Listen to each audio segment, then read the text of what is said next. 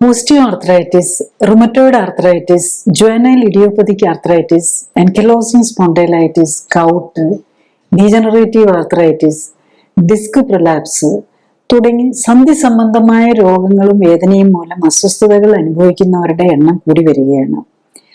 ആമവാദവും psoriatic ആർത്രൈറ്റിസും പോലുള്ള autoimmune രോഗങ്ങൾക്കായി സ്ഥിരമായി ശക്തി കൂടിയ ഇമ്മ്യൂണിറ്റിയെ മരവിപ്പിക്കുന്ന മരുന്നുകൾ കഴിച്ചിട്ടും അസ്വസ്ഥതകൾ മാറാത്തവരും നിരവധിയാണ്. ഒപ്പം തന്നെ മുട്ട് മാറ്റിവെക്കൽ, ഹിപ്പ് മാറ്റിവെക്കൽ, നട്ടെല്ലില് തേയ്മാനത്തിനായി ഡിസ്ക് മാറ്റിവെക്കൽ തുടങ്ങിയ സന്ധി മാറ്റിവെക്കൽ ശസ്ത്രക്രിയകൾക്ക് വിധേയരാകേണ്ടി വരുന്നവരുടെ എണ്ണവും കൂടി വരുന്നു. യൂറിക് ആസിഡ് കൂടുന്നത് മൂലമുള്ള ഗൗട്ടി ആർത്രൈറ്റിസിനായും സ്ഥിരമായി മരുന്ന് കഴിക്കേണ്ടി വരുന്നു. മരുന്നും ഓപ്പറേഷനും ഒക്കെ ചെയ്താലും രോഗം മാറുന്നില്ല. എന്താണ് ഇതിന് കാരണം? ഇത്തരം രോഗങ്ങളെല്ലാം ജീവിതശൈലിയുടെ വിഭാഗത്തിലാണ് പെടുന്നത്. അതായത് ജീവിതശൈലിയിലെ അപാകതയാണ് രോഗം വരാൻ കാരണം. ജീവിതശൈലിയിലെ അപാകതകൾ പരിഹരിക്കാതെ ഇത്തരം രോഗങ്ങൾ മാറ്റാനാകില്ല. ജീവിതശൈലി ക്രമീകരണത്തിലൂടെ എങ്ങനെ ഇത്തരം രോഗങ്ങളിൽ നിന്നും, മരുന്നുകളിൽ നിന്നും, ഓപ്പറേഷനുകളിൽ നിന്നും മോചനം നേടാനാകും? ആർത്രൈറ്റിസ് രോഗികൾ എന്തെല്ലാമാണ് ശ്രദ്ധിക്കേണ്ടത്? ഒരു ഹെൽത്ത് ടിപ്പ് തരിക എന്നതിനുപരി ഈ രോഗത്തിന്റെ കാരണങ്ങളെയും രോഗം നേരത്തെ കണ്ടെത്താനുള്ള മാർഗങ്ങളെയും രോഗം ശരീരത്തെ എത്രമാത്രം ബാധിച്ചു എന്ന് മനസ്സിലാക്കാനുള്ള പരിശോധനാ രീതികളെയും മോഡേൺ മെഡിസിനിൽ ലഭ്യമായ ചികിത്സാ രീതികളെയും അവയുടെ ഗുണദോഷങ്ങളെയും പരിമിതികളെയും കുറിച്ച് അറിവ് നൽകുകയും ഒപ്പം തന്നെ ജീവിതശൈലിയുമായി ഈ രോഗങ്ങൾക്കുള്ള ബന്ധവും ജീവിതശൈലി ക്രമപ്പെടുത്തുന്നതിലൂടെ രോഗപ്രതിരോധവും രോഗമുക്തിയും എങ്ങനെ സാധ്യമാക്കാം എന്നും മനസ്സിലാക്കാൻ സഹായിക്കുക എന്നതാണ് ഇതിലൂടെ ലക്ഷ്യമിടുന്നത്. അതിനാൽ വീഡിയോ കുറച്ച് നീണ്ടുപോകാം. കൂടുതലായി ഈ രോഗത്തെയും അത് എങ്ങനെയാണ് ആരോഗ്യത്തെ പ്രതികൂലമായി ബാധിക്കുന്നത് എന്നറിയാനും മനസ്സിലാക്കി അതിൽ നിന്ന് മോചനം നേടാനും ആഗ്രഹിക്കുന്നവർക്ക് വേണ്ടിയാണിത്.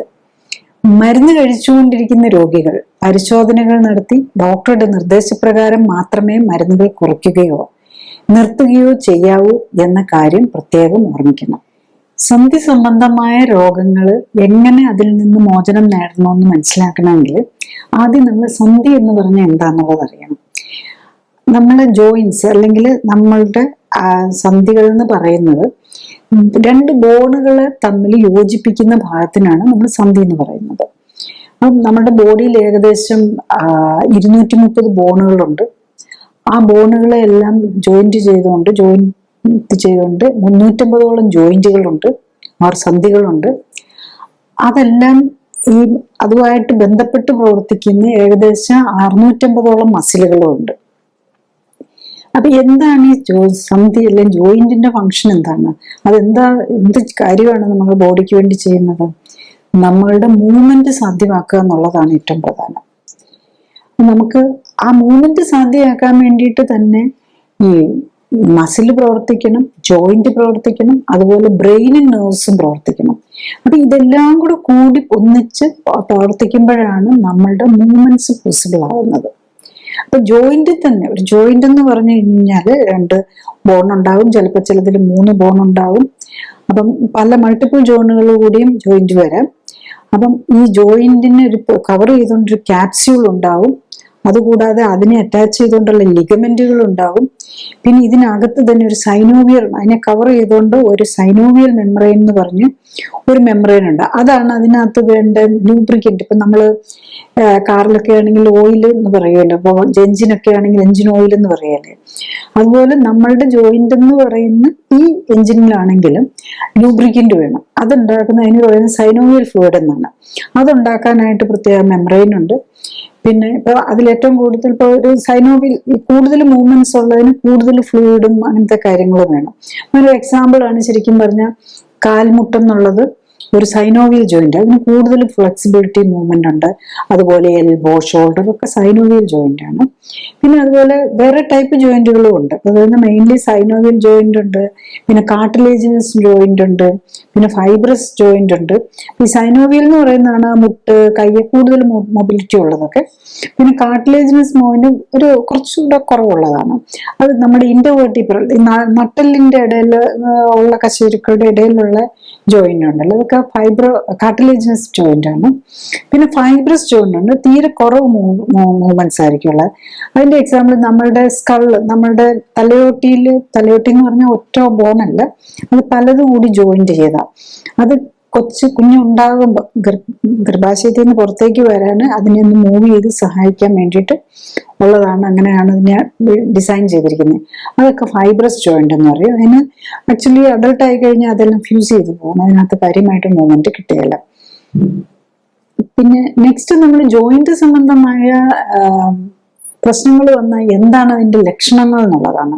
അപ്പൊ അത് പ്രധാനമായിട്ടും വേദനയാണ്. ജോയിന്റിനകത്ത് കുറെ അധികം നെർവ് എൻഡിങ്സ് ഉണ്ട്, വളരെ സെൻസിറ്റീവ് ഏരിയ ആണ്. ശരിക്കും പറഞ്ഞു കഴിഞ്ഞാൽ സ്കിന്ന് കഴിഞ്ഞു കഴിഞ്ഞാൽ സ്കിന്ന്, മ്യൂക്കസ് മെമ്പറി, നമ്മളുടെ പുറമേയുള്ള ഏറ്റവും കൂടുതൽ സെൻസിറ്റീവ് ആയിട്ടുള്ള ഏരിയ ആണ് ജോയിന്റ്. അതാണ് ജോയിന്റ് പ്രോബ്ലം വന്നാൽ അപ്പം നമുക്ക് വേദന വരുന്നതിന്റെ കാരണം. അതാ പെയിന് വരും, നീർക്കെട്ട് വരും, അതുപോലെ സ്റ്റിഫാവും, അത് അനങ്ങാതാവും, അതായത് ഒരു നോർക്കാനും മടക്കാനും ഫ്ലെക്സിബിലിറ്റി പോകും, അങ്ങനെയാണ് വരുന്നത്. പിന്നെ നമ്മൾ എങ്ങനെ ഇത് കണ്ടുപിടിക്കും എന്നുള്ളതാണ്. അപ്പൊ നമുക്കൊരു പ്രോബ്ലം വന്നു കഴിഞ്ഞാൽ എന്താ പ്രശ്നം എന്ന് അറിയാനായിട്ട് നമ്മളൊന്ന് എക്സ്റേ എടുക്കും. പിന്നെ ഇപ്പൊ CT സ്കാൻ ഉണ്ട്, MRI ഉണ്ട്, പിന്നെ ഇവൻ ക്യാൻസർ ഒക്കെ പോലെയാണെങ്കിൽ ഉണ്ടോ എന്ന് അറിയാൻ വേണ്ടിയിട്ട് PET സ്കാൻ ഉണ്ട്. അതുകൂടാതെ അതൊക്കെ നമ്മളെ സ്ട്രക്ചറൽ കാര്യങ്ങൾ കണ്ടുപിടിക്കാനാണ് നമ്മൾ അതിന്റെ ആ കോമ്പോസിഷൻ, അതിന് എന്തൊക്കെയാണ് വ്യത്യാസം വന്നിരിക്കുന്നത് എന്നറിയാനാണ് നമ്മൾ ഈ സ്കാനുകളും എക്സ്റേ ഒക്കെ ഉപയോഗിക്കുക. പിന്നെ അതുപോലെ നമുക്ക് ബ്ലഡ് ചെക്കപ്പ് ചെയ്ത് കണ്ടുപിടിക്കാം. ബ്ലഡ് ചെക്കപ്പ് എന്തിനാണെന്ന് ചോദിച്ചാൽ എന്താണ് ഈ രോഗത്തിന് കാരണം വന്നിരിക്കുന്നതെന്ന് അറിയാനായിട്ട്, അത് ഏത് വിഭാഗത്തിൽപ്പെട്ട രോഗമാണോ, ഇൻഫെക്ഷൻ, അണുബാധ എന്തെങ്കിലും ആണോ, ഓട്ടോ ഇമ്മ്യൂൺ ഡിസീസ്, നമ്മുടെ ഇമ്മ്യൂൺ സിസ്റ്റം തന്നെ തെറ്റി വർക്ക് ചെയ്യുന്നതുകൊണ്ടാണോ, ക്യാൻസർ ആണോ, ഇങ്ങനെയൊക്കെ അറിയാൻ വേണ്ടിയിട്ട് നമ്മൾ പല മാർക്കേഴ്സും നമ്മൾ ബ്ലഡിലുണ്ട്. അതിന് ഒന്ന് ഇൻഫ്ലമേറ്ററി മാർക്കേഴ്സ് ആണ്, പിന്നെ ഓട്ടോ ഇമ്മ്യൂൺ മാർക്കേഴ്സ് എന്ന് പറഞ്ഞിട്ടുണ്ട്. അതാണ് ഈ റുമറ്റോയിഡ് ഫാക്ടർ, പിന്നെ CCP എന്നൊക്കെ പറയുന്നത്. പിന്നെ ബേസിക്കലി നമ്മൾ ഈ ഇൻഫ്ലമേറ്ററി മാർക്കേഴ്സിൽ നമ്മൾ പ്രധാനമായിട്ടും നോക്കുന്നത് ESR, CRP, HSCRP, അതുപോലെ ബ്ലഡ് കൗണ്ട്, ഇതൊക്കെ വെച്ചാണ് നമ്മൾ ഇൻഫെക്ഷൻ ആണ് പല കാര്യങ്ങളും നമുക്ക് കണ്ടുപിടിക്കാൻ പറ്റുന്നത് ഇതിലൂടെയാണ്. നെക്സ്റ്റ് നമ്മൾ ജോയിന്റിനെ ബാധിക്കുന്ന രോഗങ്ങൾ ഏതൊക്കെ ടൈപ്പിൽ വരുന്നതാണെന്നുള്ളതാണ്. അപ്പൊ ഒന്ന് നമ്മൾ ഏറ്റവും കോമൺ ആയിട്ട് കാണുന്നത് ഡീജനറേറ്റീവ് ഡിസീസും ഓട്ടോ ഇമ്മ്യൂൺ, അതായത് വാതരോഗങ്ങൾ എന്ന് പറയുന്നത്. ഈ വാതരോഗങ്ങൾ എന്ന് പറയുന്നതിൽ നമ്മൾ പ്രധാനമായിട്ടും നമ്മൾ ഈ ആമവാദം എന്നൊക്കെ പറയുന്നുണ്ടല്ലോ, അതുകൂടാതെ ഈ സോറിയാറ്റിക് ആർത്രൈറ്റിസ്, ഇഡിയോപ്പതിക്, കുട്ടികളെ ബാധിക്കുന്ന ജുവനൈൽ ഇഡിയോപ്പതിക് ആർത്രൈറ്റിസ്, ഇതൊക്കെ ഓട്ടോ ഇമ്മ്യൂൺ ഡിസീസിലാണ് വരുന്നത്. പിന്നെ ഡീജനറേറ്റീവ് ഡിസീസ് എന്ന് പറഞ്ഞു കഴിഞ്ഞു വരുന്നതിലാണ് ഈ മുട്ടുവേദനയൊക്കെ ഓസ്റ്റിയോ ആർത്രൈറ്റിസ് വരുമല്ലോ, അതിന് വേണ്ടിയിട്ടാണ് നമ്മൾ ഏറ്റവും കൂടുതൽ ഈ നീ റീപ്ലേസ്മെന്റ്, ഹിപ്പ് റീപ്ലേസ്മെന്റ്, അതുപോലെ ഡിസ്കിന് വരുന്ന പ്രശ്നങ്ങൾ, ഇതൊക്കെ നമ്മൾ യൂഷ്വലി ഡീജനറേറ്റീവ് ഡിസീസിലാണ് വരുന്നത്. പിന്നെ ഗൗട്ട് എന്ന് പറയുന്നത്, അത് നമ്മൾ ഈ ഒരു സോഡിയം യൂറേറ്റ് എന്ന് പറഞ്ഞ് നമ്മുടെ ഒരു ജെനറ്റിക് മെറ്റീരിയലിന്റെ വേസ്റ്റ് പ്രോഡക്റ്റ് ആയിട്ടും അതിനൊരു ആന്റി ഓക്സിഡന്റ് ഇതൊക്കെ ഉള്ള യൂറിക് ആസിഡ് അത് ക്രിസ്റ്റലൈസ് ചെയ്ത് സോഡിയം യൂറേറ്റ് ആയിട്ട് ജോയിന്റിൽ, അതൊരു തരം ഷാർപ്പായിട്ടുള്ള ക്രിസ്റ്റൽസാണ്, അത് ജോയിന്റിൽ അടിഞ്ഞു കഴിയുമ്പോഴാണ് ഗൗട്ട് എന്ന് പറഞ്ഞുള്ളത് വരുന്നത്. പിന്നെ ഇൻഫെക്ഷൻ കൊണ്ടുവരാം, അതായത് ചില ബാക്ടീരിയൽ സെപ്റ്റിക് ആർത്രൈറ്റിസ് എന്ന് പറയുന്നത് പോലെ വരാം. നെക്സ്റ്റ് ഡീജനറേറ്റീവ് ഡിസീസസ് എന്ന് പറയുമ്പോൾ അതിൽ തന്നെ ഈ നമ്മളുടെ ഫ്രാക്ചേഴ്സ്, അത് ഒടിവ് വരുമല്ലോ, അതായത് നമ്മുടെ ഹിപ്പ് ഫ്രാക്ചർ ഒക്കെ വളരെ, അതുപോലെ നമ്മുടെ റിസ്റ്റ് ഫ്രാക്ചർ ഒക്കെ വളരെ കോമൺ ആണ്. അതും ഒരു ഡീജനറേറ്റീവ്, പക്ഷെ അത് ജോയിന്റിനേക്കാളും ജോയിന്റിനെയും ബാധിക്കാം, അതിന്റെ ബോണുകളെയും കൂടെ ഒന്നിച്ച് ബാധിക്കുന്നത് പോലെ വരുന്നതാണ്. പിന്നെ ഓട്ടോ ഇമ്മ്യൂൺ ഡിസീസിലാണെങ്കിൽ ഇൻഫ്ലമേറ്ററി, പല രീതിയിലുള്ള ഇൻഫ്ലമേറ്ററി ആർത്രൈറ്റിസ്, ഇതെല്ലാം ഇൻഫ്ലമേറ്ററി ആർത്രൈറ്റിസ് ആയിട്ടാണ് വരുന്നത്. അതിൽ തന്നെ പല പേരുകൾ ഇടുന്നു മാത്രമേ ഉള്ളൂ. അതിൽ ആമവാദം ഇടും, പിന്നെ സോറിയാസിസ്, അതായത് സ്കിൻ ഡിസീസിന്റെ കൂടെ വരുവാണെങ്കിൽ സോറിയാസിസ് എന്ന് പറയും. പിന്നെ SLE എന്ന് പറഞ്ഞ് നമ്മളുടെ ഹോൾ ബോഡി എഫക്ട് ചെയ്യുന്നത്, അതായത് ജോയിന്റിനെ മാത്രമല്ല അത് ഏത് സിസ്റ്റത്തെ വേണേലും എഫക്ട് ചെയ്യും. പിന്നെ ആൻകൈലോസിങ് സ്പോണ്ടൈലൈറ്റിസ് എന്ന് പറയുന്നത് ബേസിക്കലി സ്പൈനിനെയാണ് എഫക്ട് ചെയ്യുന്നത്. അപ്പൊ സ്പൈൻ, അതായത് നമ്മുടെ നട്ടെല്ലിനെ സംബന്ധിച്ച് കൂടുതൽ വരും. അതുപോലെ തന്നെ അതും ഏത് അവയവത്തെ വേണേ അതിന്റെ കൂടെ ഓട്ടോഇമ്മ്യൂൺ ഡിസീസായിട്ട് കണ്ണിനെയോ ലിവറിനെയോ കിഡ്നിയോ ഒക്കെ അതും ബാധിക്കാം. അത് ഈ വാമവാദത്തിന്റെ പ്രത്യേകത അതാണ്. അത് ജോയിന്റിനെ മാത്രമല്ല ബാധിക്കുന്നത്, മറ്റുള്ള ഓർഗനുകളെ ബാധിക്കും. അതേസമയത്ത് ഡീജനറേറ്റീവ് ഡിസീസ്, നമ്മൾ ഈ ഡിസ്ക് പ്രിലാപ്സ് അല്ലെങ്കിൽ ഓസ്റ്റിയോ ആർത്രൈറ്റിസ് പോലെയുള്ളത് ജോയിന്റിനെ മാത്രമേ യൂഷ്വലി അറ്റാക്ക് ചെയ്യുള്ളൂ, മറ്റുള്ള ഓർഗനുകളിലേക്ക് അത് പോകുകയില്ല. അപ്പൊ അതാണ് ചില ജോയിന്റ് പ്രോബ്ലംസ് വരുമ്പോൾ അതിൻ്റെ കൂടെ മറ്റുള്ള രോഗങ്ങളും കൂടെ, മറ്റുള്ള അവയവങ്ങളെയും കൂടി ഇത് ബാധിക്കുന്നുള്ളതാണ്. പിന്നെ അതിൽ തന്നെ നമ്മൾ പല കാരണങ്ങളാണ് ഇതിൽ പറയുന്നത്. ഒന്ന്, ഇപ്പൊ നമ്മൾ കണ്ടുപിടിക്കാനായിട്ട് നോക്കുമ്പം ഇത് ഏത് വിഭാഗത്തിലാണ് പെടുന്നതെന്ന് അറിയാൻ വേണ്ടിയിട്ട് നമ്മളുടെ ജനറ്റിക് ഒരു പ്രിഡിസ്പൊസിഷൻ ഉണ്ട്. പല രോഗങ്ങൾക്കും HLA-B27 എന്നും പറഞ്ഞ് ഒരു ടെസ്റ്റ് നോക്കും. ഈ HLA-B27 പോസിറ്റീവായുള്ള ജനറ്റിക്കലി ഉള്ള ആളാണെങ്കിൽ അവർക്ക് ഇത് ആർത്രൈറ്റിസ് വരാൻ ചാൻസ് കൂടുതലാണെന്നാണ്, ഈ ടൈപ്പ് ഓഫ് ആർത്രൈറ്റിസ് വരാൻ ചാൻസ് കൂടുതലുണ്ടെന്നാണ്. അത് ഈ വെസ്റ്റേൺ കൺട്രീസ്, ഈവൻ നമ്മളിവിടെ പലരും കാണാറുണ്ട് പോസിറ്റീവ്. പക്ഷെ അത് പോസിറ്റീവ് ആണെന്ന് കരുതി എല്ലാവർക്കും അത് വരണമെന്നില്ല. അത് പോസിറ്റീവ് ആയിട്ടുള്ള അല്ലെ ഫാമിലിയിൽ ആർത്രൈറ്റിസ് ഉള്ളവർ നമ്മൾ ലൈഫ് സ്റ്റൈൽ കറക്റ്റ് ചെയ്ത് പോവുകയാണെങ്കിൽ പ്രോബ്ലം വരാതിരിക്കുക എന്നുള്ളതാണ്. പിന്നെ ഈ റിയാക്റ്റീവ് ആർത്രൈറ്റിസുകൾ, പലപ്പോഴും ഈ ആർത്രൈറ്റിസ് എല്ലാം തന്നെ എന്തെങ്കിലും ഒരു ഇൻഫെക്ഷനോ അല്ലെങ്കിൽ യൂഷ്വലി ഒരു വൈറൽ ഇൻഫെക്ഷനോ ബാക്ടീരിയൽ ഇൻഫെക്ഷനോ ഒക്കെ വന്നതിന് ശേഷമായിരിക്കും വരുന്നത് എന്നുള്ളതാണ്.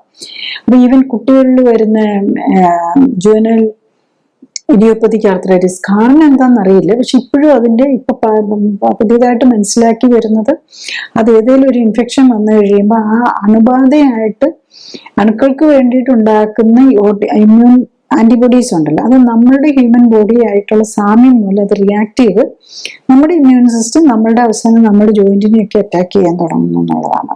അതുപോലെ റിയാക്റ്റീവ് ആർത്രൈറ്റിസ് എന്ന് പറഞ്ഞൊരു ഗ്രൂപ്പ് ഉണ്ട്, അതും എന്തെങ്കിലും ഇൻഫെക്ഷന് ശേഷമാണ് വരുന്നത്. പക്ഷെ ഇവർക്കൊക്കെ ഈ HLA-B27 പോസിറ്റീവ് ആയിട്ടുള്ള ഇതൊക്കെ വരാൻ ചാൻസ് കൂടുതലാണ്. അതുപോലെ റിയാക്റ്റീവ് ആർത്രൈറ്റിസ് പലപ്പോഴും ഈ ജെനിറ്റോ യൂറിനറി ഇൻഫെക്ഷൻ എന്ന് പറയും, അല്ലെ വയറിനകത്തുള്ള ഇൻഫെക്ഷൻ, അല്ലെ സ്ട്രെപ്റ്റോകോക്കൽ ഇൻഫെക്ഷൻ ഒക്കെ വന്നിട്ട് ആണ് പലപ്പോഴും അതിലേക്ക് തുടക്കം വരുന്നത്. അപ്പൊ അതിൽ ഏറ്റവും നല്ല ഒരു എക്സാമ്പിൾ ആണ് നമ്മൾ റുമാറ്റിക് ഫീവർ എന്ന് പറയുന്നത്. പണ്ടൊക്കെ നമ്മൾ ഈ പെൻസിലിൻ ഇഞ്ചക്ഷൻ ഒക്കെ മാസം എടുക്കുന്ന, അല്ലെങ്കിൽ ഇപ്പോഴാണെങ്കിലും പെൻസിലിൻ ഇതൊക്കെ കഴിക്കുന്ന ഒരു ഇതുണ്ട്. അത് നമുക്ക് ഈ തൊണ്ടയിലെ പല്ലിന് കേടോ ടോൺസിലൈറ്റിസോ ഒക്കെ വരുമ്പോൾ അത് ഉണ്ടാക്കുന്ന ബാക്ടീരിയയോട്, ആ ബാക്ടീരിയ നശിപ്പിക്കാനായിട്ടുള്ള ആ ബാക്ടീരിയൽ പ്രോട്ടീനുമായിട്ട് സാമ്യമുണ്ട് നമ്മളുടെ. അത് ഈ കൊളാജൻ എന്ന് പറയും. ഇപ്പൊ നമ്മളുടെ കൊളാജൻ, നമ്മളുടെ പ്രോട്ടീനുകൾ കൊളാജൻ നമ്മളുടെ മസിലിനും ജോയിന്റിനും മാത്രമല്ല, മസിലിനല്ല ജോയിന്റിനും ബോണിനും മാത്രമല്ല, ആക്ച്വലി അത് നമ്മുടെ ഹാർട്ട്, രക്തക്കൊഴലുകളൊക്കെ ഉണ്ടാക്കാൻ ഈ കൊളാജൻ യൂസ് ചെയ്തിട്ടുണ്ട്. അപ്പം ഈ കൊളാജൻ എഗെയിൻസ്റ്റ് ആയിട്ട് ഇത് വർക്ക് ചെയ്യുന്നു. അപ്പൊ അതും നമ്മളുടെ കൊളാജന്റെ പ്രോട്ടീനും നമ്മളുടെ ഈ ബാക്ടീരിയ, നമ്മളുടെ ബോഡിയിലെ പ്രോട്ടീനും ഈ ബാക്ടീരിയൽ പ്രോട്ടീനും തമ്മിലുള്ള സാമ്യം കൊണ്ടാണെന്നാണ് പറയുന്നത്. അപ്പൊ ഈ റുമാറ്റിക് ഫീവർ വന്നു കഴിഞ്ഞാൽ ജോയിന്റിന് പ്രോബ്ലം ഒക്കെ മാറും. പക്ഷെ ഹാർട്ട് വാൽവ്, ഇപ്പൊ നമ്മൾ ഈ മൈട്രൽ വാൽവ് ഒക്കെ റീപ്ലേസ്മെന്റ് ഒക്കെ ചെയ്യുന്നുണ്ടല്ലോ, അതൊക്കെ ഇങ്ങനത്തെ ഈ അസുഖം വന്നിട്ട് അതിന്റെ ഭാഗമായിട്ട് വരുന്നതാണ്. അപ്പൊ പലതരം ജോയിന്റ് അസുഖങ്ങൾക്ക് വരുന്നതിന് അതിന്റെ പാരലായിട്ട് നമ്മളുടെ രക്തക്കൊഴലുകളെയും ഹാർട്ടിനെയും ഒക്കെ ഡാമേജ് വരാം. പിന്നെ അത് സ്ക്ലിറോഡെർമ, SLE ഇങ്ങനത്തെ ഒക്കെ കുറെ രോഗങ്ങളുണ്ട്, അതിലങ്ങനെ വരാം. പിന്നെ ഇപ്പം നമ്മൾ ഈ വെസ്റ്റേൺ കൺട്രീസ്, പ്രത്യേകിച്ച് അമേരിക്കയിലൊക്കെ ഒരു ലൈം ഡിസീസ് എന്ന് പറഞ്ഞിട്ടുണ്ട്. ഇത് ടിക്ക് ബൈറ്റ്. അത് ഇവൻ നമ്മളിപ്പോ ഇവിടെ പുതിയതായിട്ട് കേരളത്തിൽ അത് റിപ്പോർട്ട് ചെയ്തെന്ന് പറയുന്നു. അത് ഒരുതരം ഈ ചെള്ളു പോലെയുള്ളത്, നമ്മൾ ഫോറസ്റ്റിലോ അല്ലെങ്കിൽ എവിടെയെങ്കിലും ഒക്കെ പോകുമ്പോൾ അത് നമ്മുടെ മേത്ത് കയറി അത് കടിച്ചു കഴിഞ്ഞാൽ ആക്ച്വലി ടിക്കല്ല, ചെള്ളല്ല പ്രശ്നം ഉണ്ടാക്കുന്നത്. ചെള്ളിനകത്ത് ജീവിക്കുന്ന ഒരു ബാക്ടീരിയ ഉണ്ട്, ബൊറീലിയ എന്ന് പറയുന്ന ബാക്ടീരിയ. ഇതും നമ്മളുടെ ബോഡിയായിട്ട് റിയാക്ട് ചെയ്യുന്ന. അപ്പൊ ഇതിനെ പ്രിവെന്റ് ചെയ്യാനായിട്ട് നമ്മളുടെ ബോഡി ഉണ്ടാക്കും. അത് സ്കിൻ ഡിസീസും ഈ ലോങ് ടേം ജോയിന്റ് പ്രോബ്ലംസും ഈവൻ നമ്മുടെ ബ്ലഡ് വെസൽസിനെ ഡാമേജ് ഒക്കെ ചെയ്യാം. അപ്പൊ ഇത് നമ്മുടെ നമ്മുടെ ബോഡിക്ക് തിരിച്ചറിയാനുള്ള നമ്മളുടെ സെല്ലുകൾ ഏതാ, അല്ലെ നമ്മളുടെ ജോയിന്റ് അല്ലെങ്കിൽ നമ്മളുടെ പ്രോട്ടീൻ ഏതാന്ന് തിരിച്ചറിയാൻ പറ്റാതെ അതിനെ ഒരു ഫോറിൻ ബോഡി ആയിട്ട് കണ്ട് അതിനെ പോയി അറ്റാക്ക് ചെയ്യുന്ന ഒരവസ്ഥയാണ് ശരിക്കും വരുന്നത് ഈ ഓട്ടോഇമ്യൂൺ വിഭാഗത്തിൽ വരുന്ന എല്ലാ രോഗങ്ങൾക്കും കാരണം വരുന്നു. അപ്പൊ അത് മൾട്ടിപ്പിൾ ഇതിലേക്ക് ഇത് ചെയ്യാം. പക്ഷെ ഈ ഓസ്റ്റിയോ ആർത്രൈറ്റിസ് ഒക്കെ പോലെയുള്ള അത് ആ കാർട്ടിലേജിനെ മാത്രമാണ് എഫക്ട് ചെയ്യുന്നത്. നമ്മളുടെ ബോണിന്റെ എൻഡില് തരുണാസ്ഥി എന്ന് പറയും, അതിനെ അഫക്റ്റ് ചെയ്യുമ്പോഴാണ് ഓസ്റ്റിയോ ആർത്രൈറ്റിസ് വരുന്നത്. പക്ഷെ മറ്റതിലാണെങ്കിൽ ഈ മറ്റു മേജർ ഗ്രൂപ്പ്സ് ആണ് വരുന്നത്. ഒന്ന് ഓട്ടോഇമ്മ്യൂണും പിന്നെ ഈ ഡിജനറേറ്റീവ് ആൻഡ് ഓസ്റ്റിയോ ആർത്രൈറ്റിസ്.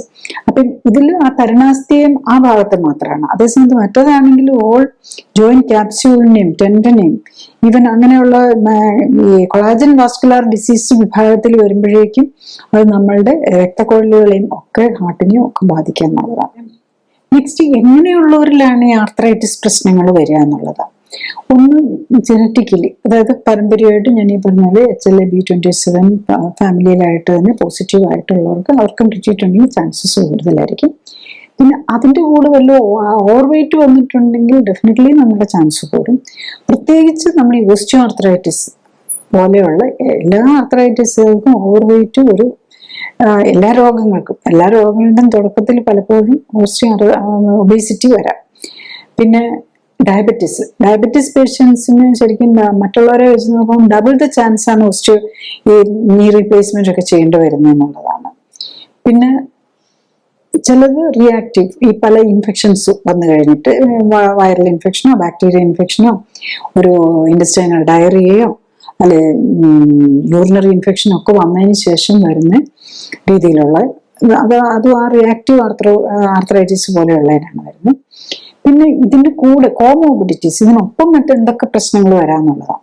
ഈ ഓട്ടോ ഇമ്മ്യൂൺ ഡിസീസ് ആണ് ഏറ്റവും കൂടുതൽ പ്രോബ്ലം വരാൻ. കേട്ടോ, ഓട്ടോ ഇമ്മ്യൂൺ ഡിസീസ് വരുമ്പോൾ ഇത് കൊളാജൻ വാസ്കുലർ ഡിസീസ്, അപ്പൊ ജോയിന്റിനെ മാത്രമല്ല മറ്റു അതിനെ അഫക്ട് ചെയ്യാം. പിന്നെ അതിന് വേണ്ടിയിട്ട് മരുന്ന് കഴിച്ചു വിടുമ്പോൾ സ്റ്റീറോയിഡ് മരുന്നുകളും ഇമ്യൂണോസപ്രസൻസും. അപ്പം ഓൾറെഡി ഡയബറ്റിക് അല്ലാത്തവരും കൂടി ഡയബറ്റിക് ആവും. സ്റ്റീറോയിഡ് മരുന്നെല്ലാം കൂടി എടുത്തു കഴിയുമ്പോൾ ഡയബറ്റിസ് ആവും. അപ്പൊ ഡയബറ്റീസിന്റെ സൈഡ് ഇഫക്ട്സ്, ഡയബറ്റീസ് സംബന്ധിച്ചുള്ള കോമോബിഡിറ്റീസ് കയറി വരും. ലൈക്ക് കാർഡിയോവാസ്കുലർ ഡിസീസും കൊളസ്ട്രോൾ കൂടാനും ഒക്കെ തുടങ്ങും. അതിനൊപ്പം തന്നെ ഡയബറ്റീസ് ഇതൊക്കെ വരുമ്പോഴേക്കും ഫാറ്റി ലിവർ വരും. പിന്നെ ഈ ഓട്ടോഇമ്മ്യൂൺ ആർത്രൈറ്റിസുകളുടെ എല്ലാം ഭാഗമായിട്ട് കണ്ണിനെ ബാധിക്കാം. അപ്പൊ കണ്ണിന്റെ സ്ലീറൈറ്റിസ്, യുവിഐറ്റിസ് അങ്ങനെയൊക്കെ വരാം. അപ്പൊ അത് ഗ്ലോക്കോമയിലേക്ക് പോകാം, കണ്ണിന്റെ പ്രഷർ കൂടുന്നത്. പിന്നെ പലതരത്തിലും സ്കിൻ ഡിസീസ് വരാം. സോറിയാറ്റിക് ആർത്രൈറ്റിസ് വരുമല്ലോ, അങ്ങനെ വരാം. അതായത് സ്കിൻ ഡിസീസും സ്കിൻ പീൽ ചെയ്യുന്ന പോലെയുള്ള ഇത് വരാം. പിന്നെ ഇതെല്ലാം വരുമ്പോഴേക്കും വേദനയൊക്കെ കാരണം ആക്ടിവിറ്റീസ് കുറയുമ്പോഴേക്കും വീണ്ടും ഒബേസിറ്റിയിലേക്ക് പോകാനുള്ള ചാൻസ് കൂടുതലായിരിക്കും. അതിന്റെ ഭാഗമായിട്ട് ഡയബറ്റീസ് വരാം, കൊളസ്ട്രോൾ കൂടാം, പ്രഷർ കൂടാം. പിന്നെ ഡയബറ്റീസും കൂടെ വന്നു കഴിയുമ്പോഴേക്കും അല്ലെങ്കിൽ തന്നെ ഒരു ഓട്ടോഇമ്യൂൺ നെഫ്രോപ്പതി വരാം, കിഡ്നിയും ബാധിക്കരുത്. ഇപ്പൊ SLE ഒക്കെ പോലെയുള്ളതിനാണ് കിഡ്നിയാണ് നേരത്തെ ബാധിക്കും. പിന്നെ അതുപോലെ ലിവറിനെ ബാധിക്കാം. പിന്നെ ആക്ടിവിറ്റീസ് കുറയുന്നതോടുകൂടി എല്ലുകൾ ദ്രവിക്കാൻ തുടങ്ങും, ഓസ്റ്റിയോപോറോസിസ് വരാം. അതുപോലെ മസിൽ വീക്കാവും, സാർക്കോപ്പീനിയ വരാം. അപ്പൊ മസിലും വീക്കാകുമ്പോൾ നമ്മൾ വീഴാനുള്ള ചാൻസ് കൂടും. വീഴാനുള്ള ചാൻസ് കൂടിയാൽ ഒടിയാനുള്ള ചാൻസ്, ഓസ്റ്റിയോപോറോസിസും കൂടെ വരിക. മസിൽ വീക്കാവുന്നയാളുടെ ബോണും വീക്കായിരിക്കും. അപ്പോൾ ഓസ്റ്റിയോപോറോസിസും ഒടിയാനുള്ള സാധ്യത കൂടും. ഈവൻ ഒടിവും ഒക്കെ വന്നാൽ പോലും അത് നമ്മളൊരു കറക്റ്റ് ചെയ്യാനോ അതൊരു സക്സസ് ആക്കാനോ പോലും ഈ ഓസ്റ്റിയോപോറോസിസും സാർക്കോപ്പീനിയ മസിലും ഒക്കെ പോയിരിക്കുന്നവർക്ക് സാധ്യത കുറവായിരിക്കും, ചാൻസസ് കുറവായിരിക്കും. ഹീലിങ്ങിന്റെ പോസിബിലിറ്റിയും കുറയുക. കാരണം ഇൻഫ്ലമേറ്ററി ഡിസീസ് ആണ്, അവർക്ക് ഹീലിംഗ് കുറവാണ്. പിന്നെ പലപ്പോഴും അവർ സ്റ്റീറോയിഡ് മെഡിസിനും ഇമ്യൂണോസപ്രസൻസും ഒക്കെ ആണെങ്കിൽ അതൊരു മേജർ പ്രോബ്ലം ആയിരിക്കും. പിന്നെ ഈ ജോയിന്റ് ഫിക്സിറ്റി ഒക്കെ കാരണം പലപ്പോഴും പല എക്സസൈസും ഒന്നും ചെയ്യാൻ മേലാത്ത നിലയിലേക്കും കൂടെ വരും. നെക്സ്റ്റ്, നമ്മൾ ഈ ജോയിന്റ് പ്രോബ്ലംസിന്റെ ചികിത്സകളെ കുറിച്ചുള്ളതാണ്. അപ്പൊ ജോയിന്റിന് എന്ത് പ്രോബ്ലം വന്നാലും നമ്മൾ ആദ്യം എടുക്കുന്നത് എന്താണെന്ന് കണ്ടുപിടിക്കാനായിട്ട് മിക്കവാറും ഒരു എക്സ്റേ ഒക്കെ ആയിരിക്കും. മേജർ ആയിട്ടുള്ള ഡിഫിക്കൽട്ടി ഉണ്ടെങ്കിൽ നമ്മളൊരു എക്സ്റേ എടുത്ത് നോക്കാം, അല്ലെങ്കിൽ നമ്മൾ സ്കാൻ പോലെയുള്ളത് നോക്കി എന്താണ് കാരണം എന്നുള്ളത് കണ്ടുപിടിക്കുക. പിന്നെ ആദ്യം ചെറിയ വേദനകളൊക്കെ ഉണ്ടെങ്കിൽ ആദ്യം നമ്മളൊരു NSAID വിഭാഗത്തിൽ, അതായത് non steroidal anti inflammatory drugs ആയിരിക്കും നമ്മൾ സാധാരണ ഉപയോഗിക്കുക. ഈ ബ്രൂഫനും ഡൈക്ലോഫെനാക് ഒക്കെ പോലെയുള്ളത്. പിന്നെ ഒരു ഓട്ടോഇമ്യൂൺ ഗ്രൂപ്പിൽ വരുന്നതാണെങ്കിൽ നമ്മൾ പലപ്പോഴും ഗ്ലൂക്കോകോർട്ടിക്കോസ്റ്റീറോയിഡ്, അതായത് സ്റ്റീറോയിഡ് വിഭാഗത്തിൽപ്പെട്ട മരുന്ന് വരും. പിന്നെ ഇപ്പൊ കുറച്ചും കൂടി അഡ്വാൻസ്ഡ് ആയിട്ടുള്ള കുറച്ച് മരുന്നുകളുണ്ട്. അതാണ് TNF ഇൻഹിബിറ്റേഴ്സ് എന്ന് പറയും, അതായത് ട്യൂമർ നെക്രോസിസ് ഫാക്ടർ ഇൻഹിബിറ്റേഴ്സ്. അതായത് നമ്മൾ ശരിക്കും പറഞ്ഞു കഴിഞ്ഞാൽ ക്യാൻസറിനും ഒക്കെ ഉപയോഗിക്കുന്ന മരുന്നുകളാണ്. അതൊക്കെ ന്യൂവർ ജനറേഷനാണ്, കുറച്ചുകൂടി കോസ്റ്റ്ലി മെഡിസിൻസ് ആണ്. അതുപോലെ IL-F ഇൻഹിബിറ്റേഴ്സ് അല്ലെ സ്റ്റിമുലേറ്റേഴ്സ് പോലെയുള്ള IL-17 ആന്റഗോണിസ്റ്റ് എന്നൊക്കെ പറഞ്ഞ മരുന്നുകളുണ്ട്. അപ്പൊ അതൊക്കെ ഈ ബയോളജിക്കൽസ് എന്ന ന്യൂവർ ജനറേഷൻ ടാർജറ്റഡ് ഇമ്മ്യൂണോസപ്രസൻസ് എന്നൊക്കെ പറയുന്നതിനാണ്. അപ്പൊ അതിൽ ജനറലി പിന്നെ അതുപോലെ തന്നെ disease modifying anti rheumatoid drugs എന്ന് പറഞ്ഞൊരു ഗ്രൂപ്പ് ഉണ്ട്. അതും ഇപ്പം ലേറ്റസ്റ്റ് നമ്മൾ മെത്തോട്രെക്സേറ്റ് അങ്ങനെ കുറെ അധികം മരുന്നുകൾ ആ ഗ്രൂപ്പിലും വരുന്നുണ്ട്. ഈ മരുന്നുകളൊക്കെ അതെല്ലാം ഇമ്മ്യൂണിറ്റി ആയിട്ട് ബന്ധപ്പെട്ട് ഇമ്മ്യൂണിറ്റി ഒരു തരത്തിൽ അല്ലെങ്കിൽ വേറൊരു തരത്തില് ബ്ലോക്ക് ചെയ്യാൻ വേണ്ടിയിട്ട് ശ്രമിക്കുന്ന മരുന്ന്. ഈവൻ പെയിൻ കില്ലേഴ്സ് പോലും അതായത് നമ്മുടെ ഇമ്മ്യൂണിറ്റിയുടെ ഒരു ഭാഗമാണ് നമ്മൾ പെയിൻ എന്ന് പറയുന്നത്. അപ്പൊ പെയിനിന് ഇല്ലാതാക്കാൻ വേണ്ടിയിട്ട് കഴിക്കുന്ന മരുന്നുകളൊക്കെ ഇമ്മ്യൂണിറ്റിയെ സപ്രസ് ചെയ്യുന്നതാണ്. അപ്പൊ ചിലത് പെയിനിന് കുറയ്ക്കുമായിരിക്കും കൂടുതൽ ചെയ്യുന്നത്, ചിലത് സ്റ്റിഫ്നെസ് കുറയ്ക്കുമായിരിക്കും ചെയ്യുന്നത്. അപ്പൊ അതിന്റെ ആവശ്യങ്ങൾ അനുസരിച്ചോ അല്ലെങ്കിൽ അതിന്റെ റീസൺ അനുസരിച്ച് എന്തുകൊണ്ട് വന്നു എന്നും കൂടെ നോക്കുന്നതനുസരിച്ച് ചിലതിന് കൂടുതൽ ഇഫക്റ്റീവ് ആയിരിക്കും. പിന്നെ ഓരോരുത്തരുടെയും ബോഡിയുടെയും കൂടെ അനുസരിച്ചാണ്. അപ്പം ട്രയൽ ആൻഡ് എറർ വെച്ചാണ് പലപ്പോഴും ഈ മരുന്നുകൾ നമ്മൾ ഉപയോഗിക്കുന്നത്. നെക്സ്റ്റ് മെഡിസിൻസ് കഴിഞ്ഞ് കഴിഞ്ഞാൽ നമ്മൾ എന്തിനാണ് ഈ സർജറി വേണ്ടി വരുന്നത് എന്നുള്ളതാണ്. ഇപ്പൊ മരുന്നുകൾക്ക് ഇപ്പൊ റുമറ്റോയിഡ് ആർത്രൈറ്റിസ് പോലെയുള്ളതിന് ശരിക്കും പറഞ്ഞു കഴിഞ്ഞാൽ സർജറി അത്ര ഇഫക്റ്റീവ് അല്ല. കാരണം ഓൾറെഡി ഇമ്മ്യൂൺ സിസ്റ്റം ആകെ പ്രശ്നത്തില്ല. അപ്പൊ നമ്മൾ പോയി സർജറിയും കൂടി ചെയ്തു കഴിഞ്ഞാൽ നമ്മുടെ ഇമ്മ്യൂൺ സിസ്റ്റത്തിനെ കൊണ്ട് താങ്ങാൻ പറ്റില്ല. അപ്പൊ ചിലപ്പോൾ കൂടുതൽ പ്രോബ്ലത്തിലേക്ക് പോകാനിരിക്കും. കാരണം സർജറി കഴിഞ്ഞു കഴിയുമ്പോഴേക്കും മോർ സ്റ്റിഫായി ആ പുതിയതായിട്ട് കൊണ്ടിരിക്കുന്നതിന് കൂടുതൽ പ്രോബ്ലം വന്നിരിക്കും. ഈ ഡീജനറേറ്റീവ് ഡിസീസ്, അതായത് നമ്മൾ കാലിലെ മുട്ടിലെ തേയ്മാനം പോലെയുള്ള രോഗങ്ങൾക്കാണ് റീപ്ലേസ്മെന്റ് ഇഫക്റ്റീവ് ആണ്. അതിനാണ് നീ റീപ്ലേസ്മെന്റ്, ഹിപ്പ് റീപ്ലേസ്മെന്റ്, അതുപോലെ ഡിസ്ക്, നമ്മുടെ ഇന്റർവെർട്ടിബ്രൽ ഡിസ്കിന് പ്രശ്നം വന്ന് പ്രൊലാപ്സ് വന്നു കഴിഞ്ഞു കഴിഞ്ഞാൽ ചിലപ്പോൾ ആ മിനിസ്കസ് തന്നെ എടുത്ത് കളയാന്ന് പണ്ടൊക്കെ അതായിരുന്നു ചെയ്തിരുന്നത്. അതിന് ആ ഡിസ്കിനെ തന്നെ എടുത്ത് കളയും. അപ്പൊ എന്താ വരുന്നതെന്ന് വെച്ചാൽ ഫ്യൂസ് ആയിപ്പോ രണ്ട് അതിന്റെ മുകളിലുള്ള വെർട്ടിബ്ര ഇതും കൂടെ, അതായത് നമ്മുടെ മൊബിലിറ്റി അവിടെ കൊണ്ട് നഷ്ടപ്പെട്ടു പോകും. അപ്പൊ ഇപ്പൊ അതുകൊണ്ട് അതായത് ഡിസ്ക് തന്നെ വെക്കുകയാണ് ചെയ്യുന്നത്. മൊബിലിറ്റി മെയിൻറ്റെയിൻ ചെയ്യാം, പക്ഷെ എന്നാലും അതിലും ലിമിറ്റേഷൻസ് ഉണ്ടാവും. കാരണം അത് സ്ക്രൂ ഇട്ട് പിടിപ്പിക്കുകയായിരിക്കും ചെയ്യുന്നത്. അപ്പൊ അതിന്റെ മുകളിലത്തെ ഇതും താഴത്തെ ഇതും ഒക്കെ ആയിട്ട് കുറെ സ്ക്രൂവും മെറ്റൽസ് അതിനകത്ത് കയറി വരും. പിന്നെ ചിലതിന് വേണ്ടിയിട്ട് നമ്മൾ ഇപ്പൊ പലപ്പോഴും ഈ ലിഗമെന്റ്സിനും തരുണാസ്ഥിക്കും ഒക്കെയാണ് ഡാമേജ് വരുന്നത്. അപ്പൊ അത് നമ്മളൊരു MRI ഒക്കെ നോക്കുമ്പോൾ അത് വിട്ടിരിക്കുന്ന പോലെയും കീറിപ്പോയിരിക്കുന്ന പോലെയും ഒക്കെ കാണും. അതായത് ഒരു ഇഞ്ചുറി വന്ന പോലെ ആയിരിക്കും. അപ്പൊ അത് നമ്മൾ പലപ്പോഴും സർജറി ഒക്കെ ചെയ്യാറുണ്ട്. പക്ഷെ അതൊരു ആക്സിഡന്റ് കൊണ്ട് വന്നിരിക്കുന്ന ഒരു ടേറിനൊക്കെ ആണെങ്കിൽ സർജറി ഇഫക്റ്റീവ് ആണ്. പക്ഷെ ഈ ഓട്ടോഇമ്യൂൺ ഡിസീസിന്റെ ഭാഗമായിട്ട് അല്ലെങ്കിൽ ഒരു ഡീജനറേറ്റീവ് ഡിസീസിന്റെ ഭാഗമായിട്ട് വന്നിരിക്കുന്ന ഇത്തരം കാര്യങ്ങൾക്ക് വേണ്ടി സർജറി ചെയ്താലും വലിയ ഇഫക്റ്റ് ഒന്നും കിട്ടാറില്ല എന്നുള്ളതാണ്. പിന്നെ പലപ്പോഴും നമ്മുടെ ഇത്തരം പേഷ്യൻസ് ഒക്കെ ഭയങ്കര ഒബേസിറ്റിയും കൂടെ ഉണ്ടാവും. അപ്പൊ ഇതെല്ലാം കഴിഞ്ഞിട്ടും നമ്മൾ ഈ 90-100 കിലോ ഒക്കെ ആണെങ്കിൽ അവരെ കൊണ്ട് ശരിക്കും പറഞ്ഞാൽ 60 കിലോ വേണ്ടിടത്തായിരിക്കും 90-100 കിലോ ഉള്ളത്. അപ്പൊ ഈ പുതിയ ജോയിന്റിനാണെങ്കിൽ അത്രയൊന്നും താങ്ങാൻ, ജോയിന്റ് മാത്രമല്ലേ കറക്റ്റ് ചെയ്യുന്നുള്ളൂ, താഴേക്ക് പോകുന്നുണ്ട്, കാലിന്റെ പാദവും കാലിന്റെ ആംഗിളും ഒക്കെ ഉണ്ട്. അവർക്കും ഇതിന്റെ എല്ലാം പ്രശ്നങ്ങളും ഉണ്ടാവും. കൂടുതൽ വേദന മുട്ടിനാണ്, എന്നാൽ മുട്ടിനെ സർജറി ചെയ്യാന്ന് പറഞ്ഞു കഴിഞ്ഞാലും ഈ ഓവർ വെയിറ്റ് ഒക്കെ പോലുള്ളവര് സർജറി ചെയ്ത് കഴിഞ്ഞു കഴിഞ്ഞാലും അതിനും ഡാമേജുകൾ വരാമെന്നുള്ളത്. കാരണം ആ സർജറി തന്നെ വളരെ ഒരു കോംപ്ലിക്കേറ്റഡ്. ഇപ്പൊ ഓരോ മുട്ട് മാറ്റി ശസ്ത്രക്രിയകളും ഒരു റീപ്ലേസ്മെന്റ് സർജറീസ് ഒക്കെ കോംപ്ലിക്കേറ്റഡ്. പ്രത്യേകിച്ച് ഏറ്റവും കൂടുതൽ ചെയ്യുന്ന ഈ റീപ്ലേസ്മെന്റ് ആണ്. കേരളത്തിൽ എനിക്ക് തോന്നുന്നത് ഏറ്റവും കൂടുതൽ കാണുന്ന അതാണ്. അതിൽ നമ്മൾ ശരിക്കും പറഞ്ഞു കഴിഞ്ഞാൽ ഓരോ ആ ജോയിന്റിന്റെ ആ രണ്ട് അസ്ഥികളും താഴത്തെ ബോണിന്റെയും മുകളിലത്തെ ബോണിന്റെയും ആ കാർട്ടിലേജിന്റെ ഭാഗം നമ്മൾ ശരിക്കും ഈ ടൈലൊക്കെ കട്ട് ചെയ്യുന്ന പോലെയുള്ള അത്ര സ്ട്രോങ് ആണ് ബോണ്. അത് വെച്ച് കട്ടർ വെച്ച് കട്ട് ചെയ്ത് അവിടെ അതിന് പകരം നമ്മൾ പ്ലാസ്റ്റിക് അതുപോലെ മെറ്റലും വെച്ചിട്ടുള്ള ഒരു ഇത് കയറ്റി വെക്കുകയാണ് ചെയ്യുന്നത്. അപ്പോഴും നമ്മളൊരു കാര്യം ഓർക്കണം, നമ്മുടെ ജോയിന്റ്സ് നമുക്ക് സാധാരണ ജോയിന്റിന്റെ പോലെ നമുക്ക് നാച്ചുറൽ ആയിട്ടുള്ള ഒരു ഫങ്ഷൻ കിട്ടുകയില്ല. പലർക്കും നമ്മൾ സ്റ്റെപ്പ് കയറാനോ അങ്ങനത്തെ കാര്യങ്ങളൊന്നും പറ്റില്ല. കാരണം മടക്കാനും അതുപോലെ നമുക്ക് കുത്തിയിരിക്കുക, ഇന്ത്യൻ ക്ലോസറ്റ് യൂസ് ചെയ്യുക, അതൊന്നും പിന്നെ പറ്റില്ല. അപ്പൊ അതിന്റെ നമ്മൾ ഏത്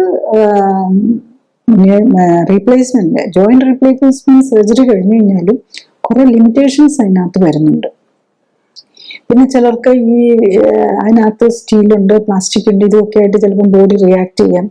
അതുപോലെ അതിനെ പിടിപ്പിക്കാനായിട്ട് കുറെ സ്ക്രൂ വെക്കുന്നു, സ്ക്രൂവിലേക്ക് ഈ ബോണുമായിട്ട് സ്ക്രൂ ചെയ്ത് പിടിപ്പിക്കുകയാണ് ചെയ്യുന്നത്. പിന്നെ അതൊന്ന് സ്മൂത്ത് ആകാൻ വേണ്ടി ഒരു സിമെന്റ് പോലെ, നമ്മൾ വീടുകൾക്കുള്ള സിമെന്റ് പോലെ തന്നെ അതിലും ഒരു സർജിക്കൽ സിമെന്റ് യൂസ് ചെയ്യുന്നുണ്ട്. അപ്പൊ ഇതിന്റെയൊക്കെ ഒരു ലൈഫ് സ്പാനും അതിൻ്റെതായിട്ടുള്ള പ്രശ്നങ്ങളുണ്ട്.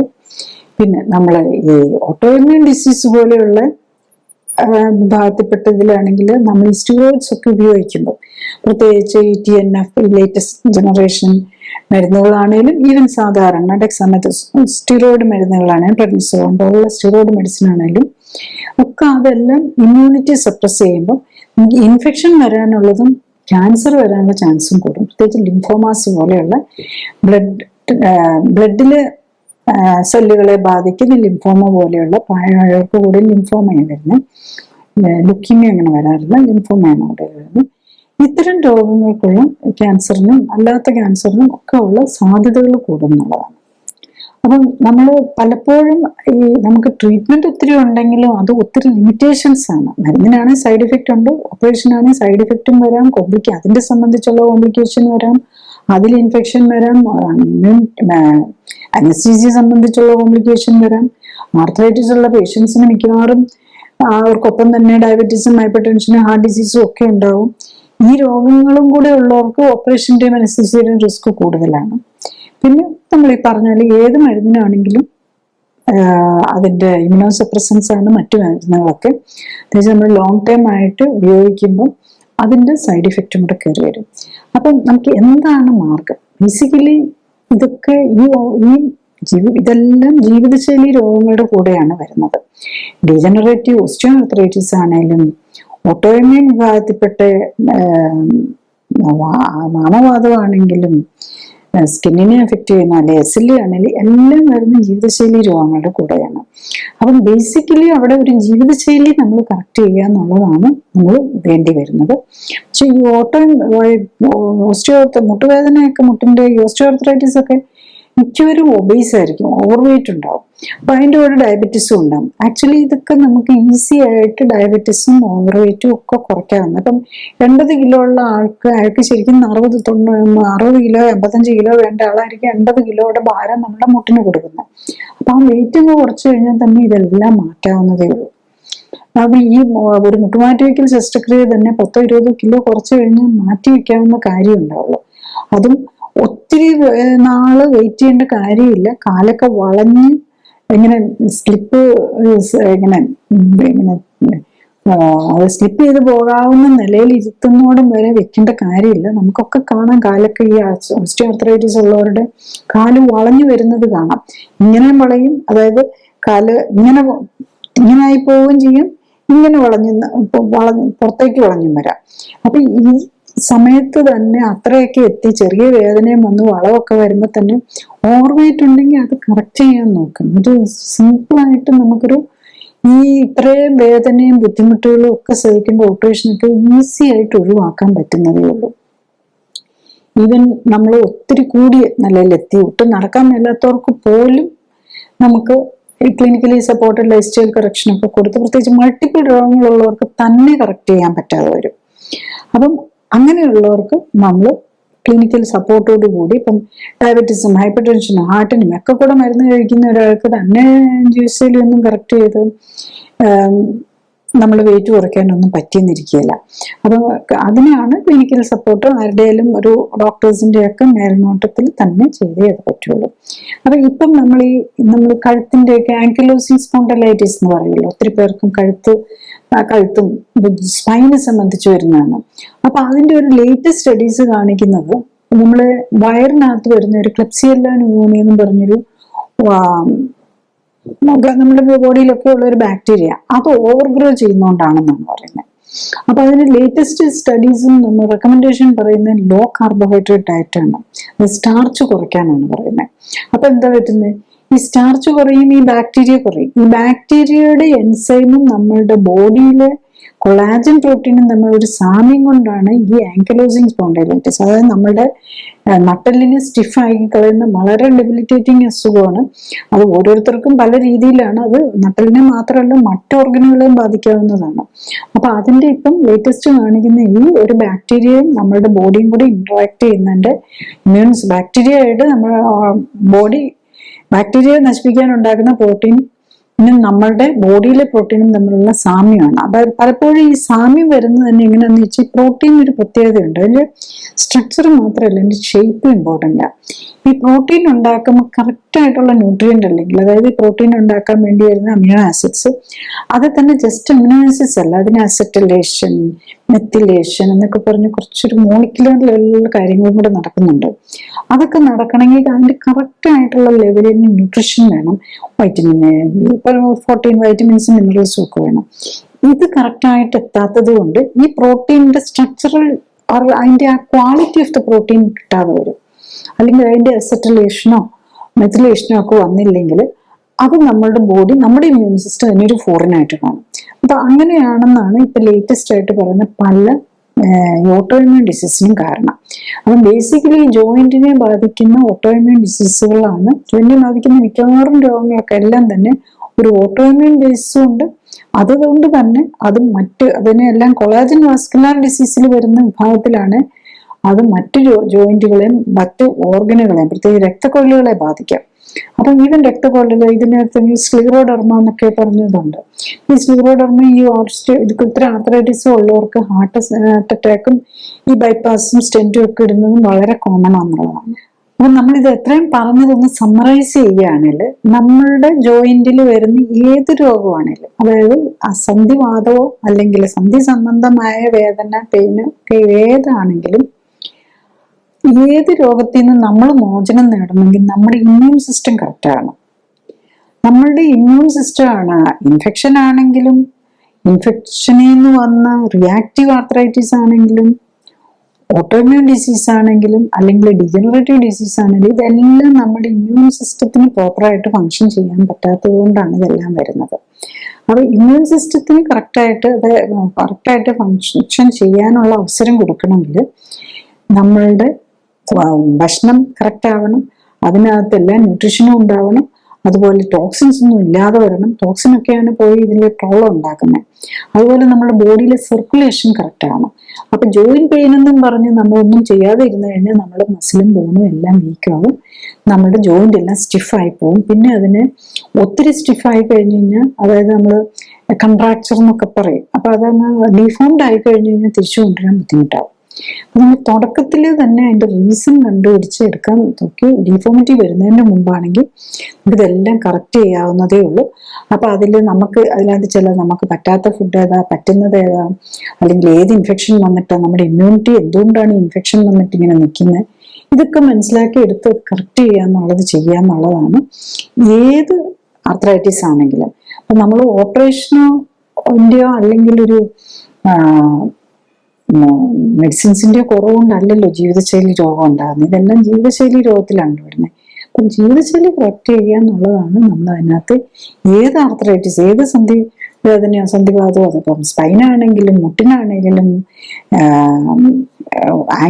കാലിന്റെ പാദത്തിനാണെങ്കിലും കൈക്കാണെങ്കിലും എവിടെയാണെങ്കിലും ഷോൾഡർ, പിന്നെ ഏറ്റവും കൂടുതൽ എഫക്റ്റഡ് ആവുന്ന ഷോൾഡറിനാണെങ്കിലും ഏതിനാണെങ്കിലും നമ്മൾ ബേസിക്കലി നമ്മുടെ ജീവിതശൈലി കറക്റ്റ് ചെയ്ത് നമുക്ക് ഏതാ വേണ്ടതെന്ന് മനസ്സിലാക്കുക എന്നുള്ളതാണ്.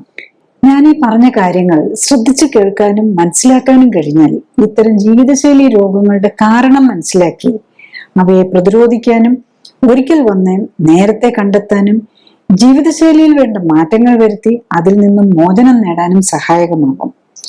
മരുന്നോ ഓപ്പറേഷനോ കൊണ്ട് ഇത്തരം ജീവിതശൈലി രോഗങ്ങൾ മാറ്റാനാകില്ല. കാരണം മരുന്നിന്റെയോ ഓപ്പറേഷന്റെയോ കുറവ് കൊണ്ടല്ല ഇത്തരം രോഗങ്ങൾ ഉണ്ടാകുന്നത്, മറിച്ച് ജീവിതശൈലിയിലെ അപാകതകൾ കൊണ്ടാണ്. അതിനാൽ ജീവിതശൈലി ക്രമീകരിക്കുന്നതിലൂടെ മാത്രമേ ഇത്തരം ജീവിതശൈലി രോഗങ്ങളെ പ്രതിരോധിക്കാനും ഒരിക്കൽ വന്നാൽ അതിൽ നിന്നും മോചനം നേടാനും സാധിക്കൂ. ജീവിതശൈലി രോഗങ്ങൾ കൂടി വരികയാണ്. ഒപ്പം തന്നെ ജീവിതശൈലി രോഗങ്ങൾക്കായി ഓപ്പറേഷനുകൾക്ക് വിധേയരാകേണ്ടി വരുന്ന രോഗികളുടെ എണ്ണവും കൂടി വരുന്നു. ഓപ്പറേഷന് മുമ്പ് രോഗത്തിന്റെ അടിസ്ഥാന കാരണം എന്ത്, ഓപ്പറേഷൻ എന്താണ് ലക്ഷ്യമിടുന്നത്, ഓപ്പറേഷൻ സമയത്തും അതിനുശേഷവും ഉണ്ടാകാവുന്ന അപകട സാധ്യതകളും പാർശ്വഫലങ്ങളും എന്തൊക്കെ തുടങ്ങിയ കാര്യങ്ങൾ രോഗികളും ബന്ധുക്കളും മനസ്സിലാക്കാൻ ശ്രമിക്കണം. ഒപ്പം തന്നെ ഓപ്പറേഷനിലൂടെ ലഭിക്കുന്ന പ്രയോജനം, ഓപ്പറേഷൻ കൊണ്ട് രോഗം മാറുമോ, ഇനിയും രോഗമുണ്ടാകാൻ സാധ്യതയുണ്ടോ തുടങ്ങിയ കാര്യങ്ങളും അറിയാൻ ശ്രമിക്കുക. ഇൻഷുറൻസ് പരിരക്ഷ ഉള്ളവരാണ് കൂടുതലും. ഓപ്പറേഷനായി പണം ചെലവാക്കേണ്ടി വരുന്നില്ല. അതിനാൽ ശസ്ത്രക്രിയകളെ വളരെ ലാഘവത്തോടെ കാണുന്ന രീതി കൂടി വരികയാണ്. അനസ്തീസിയ സംബന്ധമായും ഓപ്പറേഷൻ സമയത്തും അതിനുശേഷവും ഉണ്ടാകാവുന്ന അപകട സാധ്യതകൾ വളരെ ചെറുതാണെങ്കിലും മരണത്തിന് പോലും ഉള്ള സാധ്യത ഉണ്ടാക്കും എന്ന യാഥാർത്ഥ്യം മനസ്സിലാക്കണം. ഓപ്പറേഷനായി നൽകുന്ന ഒട്ടുമിക്ക സമ്മതപത്രത്തിലും മരണം വരെ സംഭവിക്കാൻ സാധ്യതയുണ്ട് എന്ന് എഴുതിയിട്ടുണ്ടാകും. രോഗിയും ബന്ധുക്കളും ഓപ്പറേഷന് മുൻപായി നൽകേണ്ട സമ്മതപത്രം ഓപ്പറേഷൻ ദിവസമല്ല വായിക്കേണ്ടത്, മറിച്ച് ഓപ്പറേഷൻ വിധേയമാകാൻ തീരുമാനിക്കുന്നതിനും തീയതി ഫിക്സ് ചെയ്യുന്നതിനും മുമ്പ് ഒപ്പുവെക്കേണ്ട സമ്മതപത്രം വായിച്ചു നോക്കി മനസ്സിലാക്കണം. ജീവിതശൈലി രോഗങ്ങളുള്ളവർക്ക്, പ്രത്യേകിച്ചും രക്തക്കുഴലുകളെ ബാധിക്കുന്ന രോഗങ്ങളുള്ളവർക്ക് അനസ്തീസിയുടെയും ശസ്ത്രക്രിയ സംബന്ധമായും ഉള്ള അപകട സാധ്യതകളും പാർശ്വഫലങ്ങളും കൂടുതലാണ് എന്നതും അറിയണം. രോഗങ്ങൾ തുടക്കത്തിലേ കണ്ടെത്തുകയും അമിതവണ്ണം ഉണ്ടെങ്കിൽ കുറയ്ക്കാൻ ശ്രമിക്കുകയും മെറ്റബോളിസത്തിലെയും ഇമ്മ്യൂണിറ്റിയിലെയും അപാകതകൾ കണ്ടെത്തി പരിഹരിക്കാൻ ശ്രമിക്കുകയുമാണ് വേണ്ടത്. അടുത്തത്, ആരോഗ്യകാര്യങ്ങളെ കുറിച്ച് സംസാരിക്കുന്ന വ്യക്തിയുടെ ശാസ്ത്രീയ അടിത്തറ വിലയിരുത്തേണ്ടതുണ്ട് എന്നതാണ്. ഞാൻ ഡോക്ടർ ജോളി തോംസൺ 1981 ബാച്ചിൽ കോട്ടയം മെഡിക്കൽ കോളേജിൽ നിന്നും MBBS-ഉം തുടർന്ന് തിരുവനന്തപുരം മെഡിക്കൽ കോളേജിൽ നിന്നും MD-യും റീപ്രൊഡക്റ്റീവ് മെഡിസിനിലും സർജറിയിലും സ്പെഷ്യൽ ട്രെയിനിങ്ങുകൾക്കും ശേഷം ഗവൺമെന്റ് സർവീസിൽ ചേർന്നു. 97-ൽ റിസൈൻ ചെയ്ത ശേഷം എറണാകുളത്ത് തേവരയിൽ ലൈഫ് കെയർ സെന്ററിൽ മരുന്നുകളും ശസ്ത്രക്രിയകളും ഒഴിവാക്കി ക്ലിനിക്കൽ സപ്പോർട്ടോടെയുള്ള ജീവിതശൈലി ക്രമീകരണത്തിലൂടെ ജീവിതശൈലിയുമായി ബന്ധപ്പെട്ട രോഗങ്ങൾ തടയുന്നതിലും ചികിത്സിച്ചു മാറ്റുന്നതിലും ഊന്നൽ നൽകുന്നു. മോഡേൺ മെഡിസിനിൽ ഉപയോഗിക്കുന്ന മരുന്നുകളും ഓപ്പറേഷനുകളും ഫിസിയോതെറാപ്പിയും ഇമ്മ്യൂണിറ്റിയെ എങ്ങനെ സ്വാധീനിക്കുന്നു എന്നതിനെ കുറിച്ച് പഠനങ്ങൾ നടത്തി. ഈ പഠനങ്ങളുടെ വെളിച്ചത്തിൽ ഇമ്മ്യൂണിറ്റിയെ ഉത്തേജിപ്പിക്കാനുള്ള പോഷക മിശ്രിതങ്ങളും ഓക്സിഫ്ലെക്സ് എന്ന പ്രത്യേക വ്യായാമ രീതിയും ഡെവലപ്പ് ചെയ്തു. ഈ പോഷക മിശ്രിതങ്ങളുടെയും ഓക്സിഫ്ലെക്സ് വ്യായാമത്തിന്റെയും സഹായത്തോടെ കോശങ്ങളെ ശാക്തീകരിച്ച് രോഗമുക്തിയെ സഹായിക്കാനും ആരോഗ്യം ഉത്തമമാക്കാനും നിലനിർത്താനും സഹായിക്കുന്ന സെൽ ആക്ടിവേഷൻ എന്ന നൂതന ചികിത്സാ രീതിയും ഡെവലപ്പ് ചെയ്തു. അടുത്തതായി, എന്താണ് ക്ലിനിക്കലി സൂപ്പർവൈസ്ഡ് ആൻഡ് സപ്പോർട്ടഡ് ജീവിതശൈലി ക്രമീകരണം എന്നതാണ്. ക്ലിനിക്കലി സൂപ്പർവൈസ്ഡ് ജീവിതശൈലി ക്രമീകരണത്തിൽ ശരീരഘടനയും ശരീരത്തിലെ കൊഴുപ്പിന്റെ അളവും കണ്ടെത്തുകയും ഒപ്പം തന്നെ ഉത്തമ ശരീരഘടന എന്തായിരിക്കണം എന്ന് കണ്ടെത്തുകയുമാണ് ആദ്യഘട്ടം. രണ്ടാമതായി, രക്തപരിശോധനകൾ നടത്തി ഹൃദയം, രക്തക്കുഴലുകൾ, കിഡ്നി, ലിവർ തുടങ്ങിയ അവയവങ്ങളുടെ ആരോഗ്യസ്ഥിതിയും ഇമ്മ്യൂൺ സ്റ്റാറ്റസും ഹോർമോണുകളുടെയും പോഷകങ്ങളുടെയും ലെവലും ശരീരത്തിന് ചേരുന്ന ഭക്ഷ്യവസ്തുക്കൾ ഏതൊക്കെ എന്ന് മനസ്സിലാക്കാൻ ശ്രമിക്കുകയുമാണ്. മൂന്നാമതായി, ഉത്തമ ശരീരഘടനയിൽ എത്താനായി വേണ്ട ജീവിതശൈലി ക്രമീകരണങ്ങളാണ്. രോഗിയുടെ പ്രത്യേകതകൾ അനുസരിച്ച് ഉത്തമ ന്യൂട്രീഷനും വ്യായാമവും നൽകുന്നതിനൊപ്പം ശരീരത്തിലെത്തുന്ന വിഷാംശം കുറയ്ക്കാനുമാണ് ഇതിൽ ശ്രമിക്കുന്നത്. ശരീരകോശങ്ങൾക്ക് പ്രവർത്തിക്കാൻ ഉത്തമമായ സാഹചര്യം ഒരുക്കുന്നതിലൂടെ ജീവനാധാരമായ മെറ്റബോളിക് അഥവാ രാസപ്രവർത്തനങ്ങളുടെ സമതുലിതാവസ്ഥ വീണ്ടെടുക്കുകയും നിലനിർത്തുകയുമാണ് ലക്ഷ്യം. ജീവിതശൈലി ക്രമീകരണത്തിലൂടെ രക്തയോട്ടവും മെറ്റബോളിക് പ്രവർത്തനങ്ങളും ഹോർമോൺ ബാലൻസും ഇമ്മ്യൂണിറ്റിയും ശരീരഘടനയും ഉത്തമമാക്കാനും നിലനിർത്താനും കഴിഞ്ഞാൽ ഒട്ടുമിക്ക ജീവിതശൈലി രോഗങ്ങളെയും പ്രതിരോധിക്കാനാകും. മാത്രമല്ല, വർഷങ്ങളായി മരുന്ന് കഴിക്കുന്നവർക്ക് പോലും രോഗം മൂർച്ഛിച്ച് അവയവങ്ങൾ തീരെ നശിക്കുന്നതിന് മുൻപെങ്കിലും കേടായ ശരീരകോശങ്ങളുടെ പുനർനിർമ്മിതിക്ക് ആവശ്യമായ പോഷകങ്ങൾ നൽകാനും വിഷാംശം ശരീരത്തിലെത്തുന്നത് തടയാനും ശരീരകോശങ്ങളെ എല്ലാം ഉത്തേജിപ്പിക്കാനുതകുന്ന വ്യായാമത്തിലൂടെ എല്ലാ ശരീരകോശങ്ങൾക്കും വേണ്ട രക്തയോട്ടം ലഭിക്കുന്നു എന്നുറപ്പാക്കാനും വേണ്ട ജീവിതശൈലി ക്രമീകരണത്തിന് തയ്യാറായാൽ പ്രമേഹവും പ്രഷറും ഹൃദ്രോഗവും അലർജിയും ആസ്മയും ആർത്രൈറ്റിസും ക്യാൻസറും പോലുള്ള ഒട്ടുമിക്ക ജീവിതശൈലി രോഗങ്ങളിൽ നിന്നും അവയ്ക്കായി കഴിക്കുന്ന മരുന്നുകളിൽ നിന്നും വേണ്ടിവരാവുന്ന ഓപ്പറേഷനുകളിൽ നിന്നും ഒക്കെ മോചനം നേടാനും കഴിയുന്നതേ ഉള്ളൂ. Next, clinically supported life style correction കൊണ്ട് ഇത്തരം ആർത്രൈറ്റിസ് പേഷ്യൻസിന് എന്താണ് ബെനിഫിറ്റ് എന്നുള്ളതാണ്. എന്ത് എക്സ്പീരിയൻസ് എന്താണ്, അങ്ങനെ വളരെ ട്രീറ്റ് ചെയ്തിട്ടുള്ള എക്സ്പീരിയൻസ് ആണ്. അപ്പം ബേസിക്കലി നമ്മൾ പലതരത്തിലുള്ള ആർത്രൈറ്റിസുകളെ നമ്മൾ ആർത്രൈറ്റിസ് പേഷ്യൻസിനെ കാണാറുണ്ട്.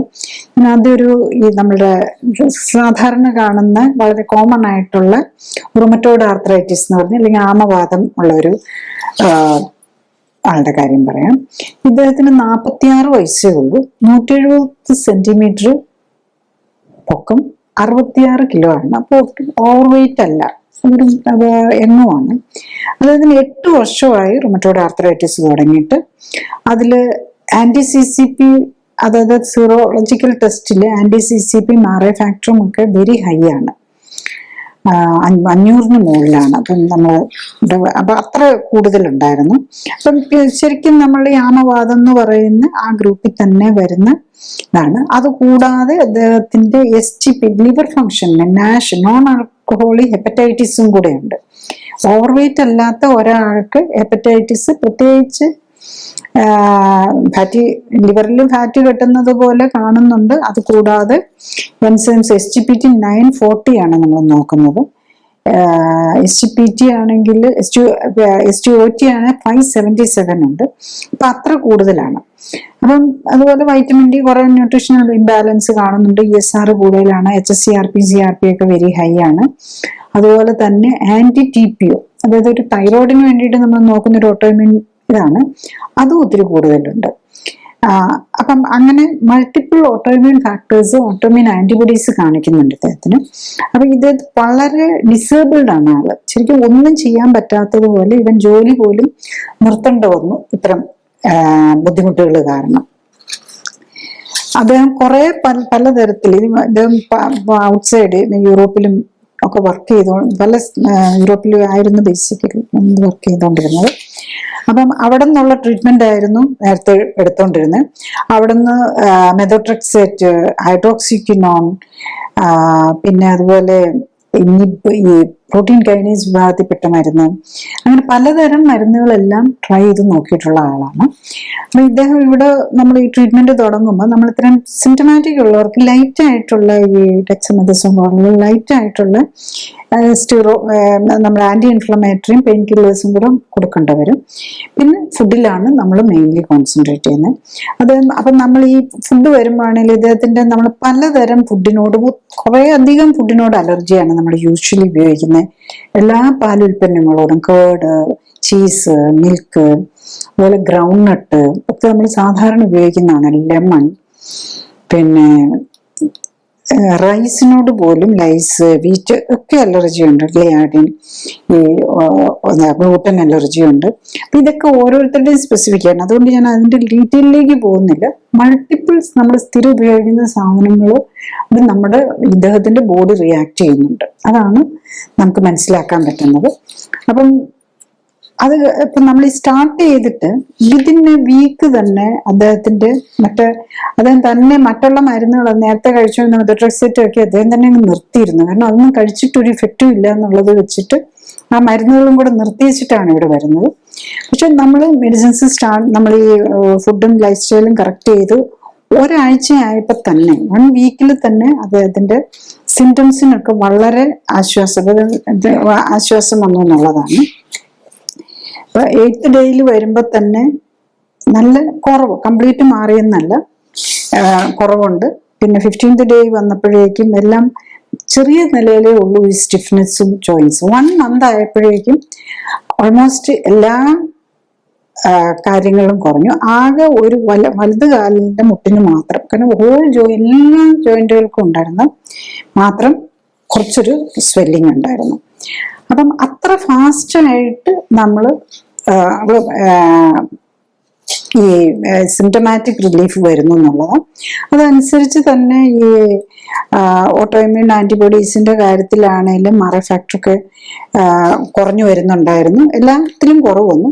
പക്ഷെ ഇദ്ദേഹത്തിന്റെ ഫുൾ നമുക്ക് ഫോളോ അപ്പ് യൂഷ്വലി നമ്മൾ 180 ഡേയ്സ് വരെയാണ് വരുന്നത്. അത് കഴിഞ്ഞിട്ട് he has gone to abroad, നമ്മളെ ഇന്ത്യയിലുള്ള പേഷ്യൻ്റെല്ലാം. അതുകൊണ്ട് ഫുള്ളി അവർക്ക് അവിടെയൊക്കെ ചെല്ലുമ്പോഴും നമുക്ക് പലപ്പോഴും ഈ ടെസ്റ്റുകളൊന്നും പ്രോപ്പർലി ചെയ്യാൻ പറ്റില്ല. പക്ഷെ ഫുഡ് സപ്പോർട്ടും ഒക്കെ എടുത്ത് അവിടെ വേറൊരു രാജ്യത്ത് നിന്ന് വളരെ ക്ലൈമറ്റ് വ്യത്യാസം ഉണ്ടായിട്ടും ഒരു 60 ഡേയ്സിലും 90 ഡേയ്സിലും ഒക്കെ is able to manage without any problem. Even ഒരു ലൈറ്റായിട്ട് നമ്മൾ കൊടുക്കുന്ന ഇമ്യൂണോസപ്രസൻസും പെയിൻ കില്ലേഴ്സിന്റെ ഒന്നും ആവശ്യമില്ലാതെ മാനേജ് ചെയ്യാൻ പറ്റുന്നു എന്നുള്ളതാണ് മനസ്സിലായത്. അടുത്ത പേഷ്യന്റ് ആക്ച്വലി ഇദ്ദേഹം സോറിയാറ്റിക് ആർത്രൈറ്റിസാണ്. അപ്പൊ കാര്യമായിട്ട് തന്നെ കയ്യിലും തലയിലും ഹോൾ ബോഡി സോറിയാസിസ് പേഷ്യൻസ് ഉണ്ട്. അതിന്റെ കൂടെ ആർത്രൈറ്റിസും, കയ്യിലൊക്കെ സ്മോൾ ജോയിൻസും ബിഗ് ജോയിൻസും ഒക്കെ അഫക്റ്റഡ് ആണ്. ഈവൻ കൈയൊക്കെ ഡിഫോമിറ്റീസും കൂടെ വന്നിട്ടുള്ള ആളാണ് ഇദ്ദേഹം. ഈ പറഞ്ഞ പലതരം മെഡിസിൻസ് ഇപ്പം നമ്മൾ ഇവിടെ ഉണ്ടല്ലോ, മറ്റേ ആയുർവേദവും ഹോമിയോയും പലതരം മെഡിസിൻസ് ഒക്കെ നോക്കിയിട്ടും ഒന്നും പറ്റാതെ വന്ന കൂട്ടത്തിൽപ്പെട്ട ആളാണ് അദ്ദേഹം. ഒന്നും പറ്റാതെ എല്ലാം ഡിഫറെന്റ് ടൈപ്സ് ഓഫ്, പിന്നെ ഇപ്പോൾ പലതരം ആയുർവേദം ഹോമിയോ പലതരം സാധനങ്ങളൊക്കെ ഉപയോഗിക്കുന്നുണ്ട്. പക്ഷെ ഈ സോറിയാസിസും ഉണ്ട്, ആർത്രൈറ്റിസും ഇതാണ്. പലപ്പോഴും നമ്മൾ ഈ ന്യൂട്രീഷണൽ ഇതൊക്കെ നമ്മളെല്ലാം നോക്കിയിട്ടാണ് തുടങ്ങുന്നത്. അദ്ദേഹത്തിന് സോഡിയം കുറഞ്ഞു പോകുന്ന ഒരു ഇതും കാണിക്കുന്നുണ്ട്. അപ്പൊ മോസ്റ്റ് പ്രോബ്ലി ഒരു നമ്മുടെ ഈ എഡ്രിനൽ ഗ്ലാൻഡിന്റെ അതിലെ മിനറലോ കോർട്ടിക്കോയിഡ് ഉണ്ടാക്കുന്നതിന് തടസ്സം വരുന്നുണ്ടാകും. അതുകൊണ്ടാണ് അധികം മരുന്നൊന്നും കഴിക്കുന്നില്ല, സോഡിയം കുറഞ്ഞു പോകുന്നു. വൈറ്റമിൻ ഡി കുറവുണ്ട്. Inflammatory markers ESR, HCR, PCR ഒക്കെ വെരി ഹൈ ആണ്. ഈവൻ അയണും ഹീമോഗ്ലോബിനും ഒക്കെ കുറഞ്ഞു നിൽക്കുകയാണ്. ഇദ്ദേഹത്തിനും പലതരം ഫുഡ് ഐറ്റംസിനോടും ഉള്ള അലർജി കാണിക്കുന്നുണ്ട്. മിൽക്ക്, പപ്പായ, ടൊമാറ്റോസ്, മൾട്ടിപ്പിൾ കാര്യങ്ങളോട്. അതിൻ്റെ ഡീറ്റെയിലേക്ക് ഞാൻ പോകുന്നില്ല. പലതിനോടും നമ്മളുടെ ബോഡിയിൽ നമ്മൾ സാധാരണ ഉപയോഗിക്കുന്ന ഫുഡിനോടും റിയാക്ട് ചെയ്യുന്നുണ്ട്. പക്ഷെ അതേസമയത്ത് ഇദ്ദേഹത്തിന് വേറെ മറ്റ് ഈ സോറിയാസിസും ആർത്രൈറ്റിസും ആണ്, അതുപോലെ ഫാറ്റി ലിവറും കാണുന്നുണ്ട്. ഇതാണ് മേജർ ആയിട്ടുള്ള പ്രോബ്ലം വരുന്നത്. ഇദ്ദേഹത്തിന്റെ കാര്യത്തിലും വിതിൻ എ വീക്ക് തന്നെ അദ്ദേഹം പറയുന്നത് ഒരു 50% റിലീഫ് വന്നു എന്നുള്ളതാണ്. ഈവൻ ജോയിന്റ് ആക്ടിവിറ്റീസ് പോലും കുറച്ചും മച്ച് ബെറ്റർ ആയെന്നുള്ളതാണ്. അതിൻ്റെ ഫിക്സിറ്റി ആണെങ്കിലും കുറഞ്ഞു വരുന്നുണ്ട്. 15th ഡേ ആയപ്പോഴേക്കും ഒരു 80% റിലീഫ് വന്നു എന്നുള്ളതാണ്. അദ്ദേഹത്തിൻ്റെ ഒരു ഇങ്ങനെ ഒരു ബിസി ഷെഡ്യൂളുള്ള ആളാണ്. നമുക്കതുകൊണ്ട് ഒരു പ്രോപ്പർ ഫോളോ അപ്പ് വന്നിട്ടുള്ളത് കിട്ടിയിട്ടില്ല. പക്ഷെ എന്നാലും ഈസ് കംഫർട്ടബിളി മാനേജ് ചെയ്യുന്നു എന്നുള്ളതാണ്. ഓവർ ദ ഫോണിൽ നമ്മൾ ഇപ്പം വരാൻ പറ്റാത്ത പേഷ്യൻസിന് 30 ഡേയ്സ് കഴിഞ്ഞ് കഴിഞ്ഞാൽ യൂഷ്വലി നമ്മൾ ഓവർ ദ ഫോൺ ഒരു 15 ഡേയ്സ് കഴിഞ്ഞ് കഴിഞ്ഞാൽ ടെലിമെഡിസിൻ ആയിട്ടായിരിക്കും ഫോളോ അപ്പ് ചെയ്യുന്നത്. അപ്പം നമുക്ക് ഇവിടെ വരുന്നത് പോലെയുള്ള ഒരു എക്സാക്ട് ഫോളോ അപ്പ് കിട്ടിയില്ലെങ്കിലും is able to manage with his busy lifestyle പറ്റുന്നുണ്ടെന്നുള്ളതാണ്. 30 ഡേയ്സ് ആയപ്പോഴേക്കും കംപ്ലീറ്റ് സ്കിന്ന് നോർമൽ ആയെന്നുള്ളത്. അതായത് സോറിയാറ്റിക് പാർട്ട് കംപ്ലീറ്റ്ലി പോയി. ആർത്രൈറ്റിസിന്റെ ആ സ്റ്റിഫ്നെസ്സും ജോയിന്റിന്റെ ഡിഫോമിറ്റീസും ഒക്കെ കുറെ കൂടെ കറക്റ്റ് ചെയ്യാനുണ്ടായിരുന്നു. പിന്നെ ഇനിയിപ്പം നമ്മൾ അറ്റ്ലീസ്റ്റ് 90 ഡേയ്സ് 180 ഡേയ്സ് ഒക്കെയാണ് നമ്മൾ ഫോളോ അപ്പ് ആയിട്ട് മന്ത്ലി ആൻഡ് പിന്നെ ആ രീതിയിലാണ് നോക്കുന്നത്. അപ്പൊ എക്സാക്ട്ലി എത്ര ഡിഫോമിറ്റിക്കൊക്കെ എന്തോരം ചേഞ്ച് വന്നിട്ടുണ്ടെന്ന് അറിയില്ല. കാരണം നമുക്ക് ആ 30 ഡേയ്സിന്റെ വരെയാണ് ഡയറക്ട്ലി കണ്ടിട്ടുള്ളൂ എന്നുള്ളതാണ്. അടുത്ത ഒരു ഓസ്റ്റിയോ ആർത്രൈറ്റിസ് പേഷ്യന്റ് ആണ്. അവർക്ക് ജോയിന്റ് റീപ്ലേസ്മെന്റ് പറഞ്ഞതാണ്. അപ്പൊ അവര് ഡയബറ്റിക് ആണ്, ഹൈപ്പർ ടെൻഷൻ ഉണ്ട്, കിഡ്നിക്ക് ഡയബറ്റീസ്, ഹൈപ്പർ ടെൻഷൻ, കിഡ്നിയെ ബാധിച്ചിട്ടുണ്ട്, CKD ക്രോണിക് കിഡ്നി ഡിസീസ് ഉണ്ട്, GFR 57 ഉള്ളൂ. ഡയബറ്റീസിന് വേണ്ടിയിട്ടും പലതരം മെഡിസിനുകളുണ്ട്. ഇൻസുലിൻ ഉണ്ട്, ഒന്ന് രണ്ട് ഡയബറ്റിക് മെഡിസിൻ ഉണ്ട്, പ്രഷറിന് വേണ്ടിയിട്ട് കഴിക്കുന്നുണ്ട്, ഷുഗർ, പിന്നെ തൈറോയിഡിന് വേണ്ടിയിട്ട് മരുന്നെടുക്കുന്നുണ്ട്. Multiple രോഗങ്ങളുള്ള patient. അപ്പോൾ അവർ നമ്മൾ ഈ ക്ലിനിക്കലി സപ്പോർട്ടഡ് ലൈഫ് സ്റ്റൈൽ കറക്ഷനിൽ ഡയബറ്റീസും പ്രഷറും കൂടെ മാറി കിട്ടുമല്ലോ. പക്ഷെ എനിക്ക് അതൊന്നും മാറിയില്ലെങ്കിലും കുഴപ്പമില്ല, എനിക്ക് മുട്ടൊന്നും നടക്കാറായാൽ മതി എന്നുള്ളതാണ്. അപ്പൊ ഈ നീ റീപ്ലേസ്മെന്റ് പോകേണ്ട വരരുത്, വേദന ഇല്ലാതെ നടക്കുക എന്നുള്ളതാണ്. അപ്പം ഇവരുടെ ഒരു ഓവർ വെയിറ്റ് ആണ് ശരിക്കും. ഷീസ് 66 years, 160 സെന്റിമീറ്റർ, 82 കിലോ ആണ് വെയിറ്റ്. വെരിക്കോസ് വെയിനും ഉണ്ട്. അപ്പൊ മൾട്ടിപ്പിൾ കാരണം, വെരിക്കോസ് വെയിനും നമുക്ക് കാലിന് വേദനയും മൊത്തത്തിൽ വേദന ഉണ്ടാക്കുമല്ലോ. ഫാറ്റി ലിവർ ഗ്രേഡ് 2 ആണ്. ബ്ലഡ് റിപ്പോർട്ട് അനുസരിച്ച് ടൈപ്പ് 2 ഡയബറ്റീസ് ആണ്. ഇൻസുലിൻ ലെവൽ വെരി ഹൈ ആണ്. പിന്നെ തൈറോയിഡിന്റെ ആണെങ്കിലും ഓട്ടോഇമ്യൂൺ ആന്റിബോഡീസ് ഒക്കെ വെരി ഹൈ ആണ്. അപ്പൊ യൂഷ്വലി ഇങ്ങനെ ഈ ഓസ്റ്റിയോ ആർത്രൈറ്റിസ് ആണെങ്കിലും ഓട്ടോഇമ്യൂൺ ആർത്രൈറ്റിസ് അല്ലെങ്കിൽ അല്ല, ഓസ്റ്റിയോ ആർത്രൈറ്റിസ് ആണെങ്കിൽ പോലും ഇപ്പം RA ഫാക്ടറും anti-CCP ഒക്കെ നെഗറ്റീവ് ആണെങ്കിലും ഈ AMA അല്ലെങ്കിൽ TPO എന്നൊക്കെ പറഞ്ഞ് ഓട്ടോഇമ്യൂൺ ആന്റിബോഡീസ് കൂടുതൽ കാണാറുണ്ട്. അപ്പൊ ഒരു 82 kg തുടങ്ങി അവര് ഫസ്റ്റ് റിവ്യൂവിന് വന്നപ്പോഴേക്കും 80, അതായത് 8 ദിവസം ആയപ്പോഴേക്കും 2 കിലോ കുറയ്ക്കാൻ പറ്റി. പിന്നത്തെ ആക്ച്വലി 3 months ആയപ്പോഴേക്കും അവർക്ക് 69ലേക്ക് വരാൻ പറ്റി. ഓൾമോസ്റ്റ് 11 കിലോ കുറയ്ക്കാൻ പറ്റി. ശരിക്കും 30 ദിവസം ആയപ്പോഴേക്കും തന്നെ മരുന്നൊന്നും ഇല്ലാതെ തന്നെ അവരുടെ HbA1c 6.3ലേക്ക് വന്നു. 90 days കൊണ്ട് 6.3 അല്ല, actually she has come down to 6. ശരിക്കും 7.4 വിത്ത് മരുന്ന് HbA1c വന്നിരുന്നത് 30 ദിവസം ആയപ്പോഴേക്കും 6ലേക്ക് വരാൻ തുടങ്ങി. മരുന്നൊന്നും ഇല്ലാതെ തന്നെ കൊളസ്ട്രോളും ട്രൈഗ്ലിസറൈഡും ഒക്കെ മരുന്നുകൾ കഴിച്ചുകൊണ്ടിരുന്നതാണ്. പിന്നെ ഈവൻ തൈറോയിഡിന്റെ മരുന്ന് മാത്രമാണ് ലോ ഡോസിൽ അവര് 30 days ആയപ്പോഴേക്കും ഉള്ളത്. ഈവൻ തൈറോയിഡിന്റെ മരുന്നിന്റെയും ഡോസ് കുറച്ചു കൊണ്ടുവന്ന് 90 days ആയപ്പോഴേക്കും തൈറോയിഡ് മെഡിസിൻസും 25 milligram ഓൾട്ടർനേറ്റ് ഡേയ്സ് വെച്ച് മാത്രമേ കഴിക്കേണ്ടി വരുന്നുണ്ടായിരുന്നുള്ളതാണ്.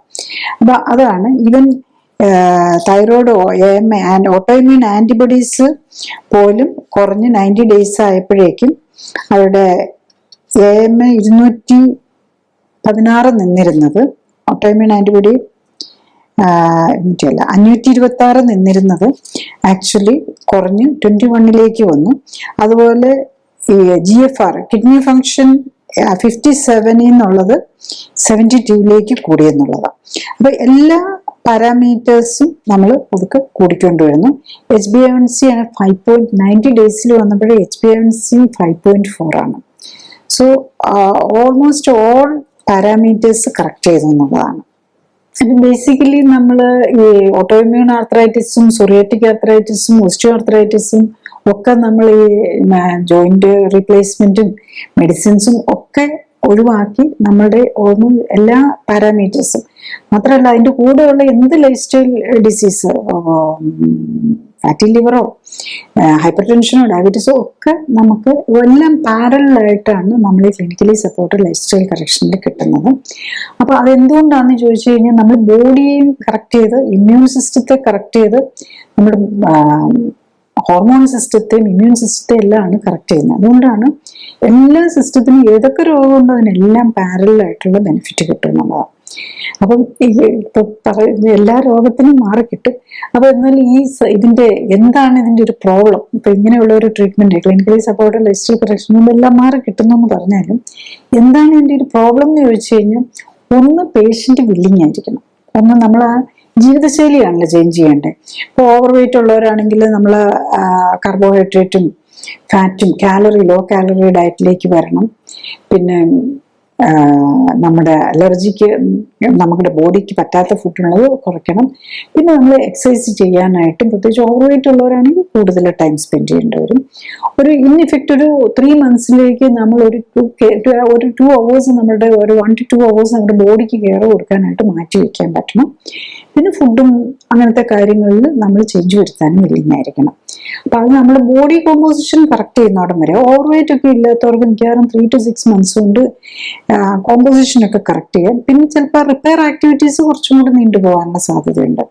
ജനറലി 3 to 6 months ആണ് ഇതിനകത്ത് ആക്റ്റീവ് ട്രീറ്റ്മെന്റ് വേണ്ടി വരുന്നത്. പിന്നെ സപ്പോർട്ടീവ് ആയിട്ടുള്ള ഇത് മാത്രം മതിയാവും എന്നുള്ളതാണ്. പിന്നെ മറ്റുള്ളത് എന്താണെന്ന് ചോദിച്ചു കഴിഞ്ഞാൽ ഇതിൻ്റെ ഒരു ഫൈനാൻഷ്യൽ ആസ്പെക്റ്റ് ആണ് വരുന്നത്.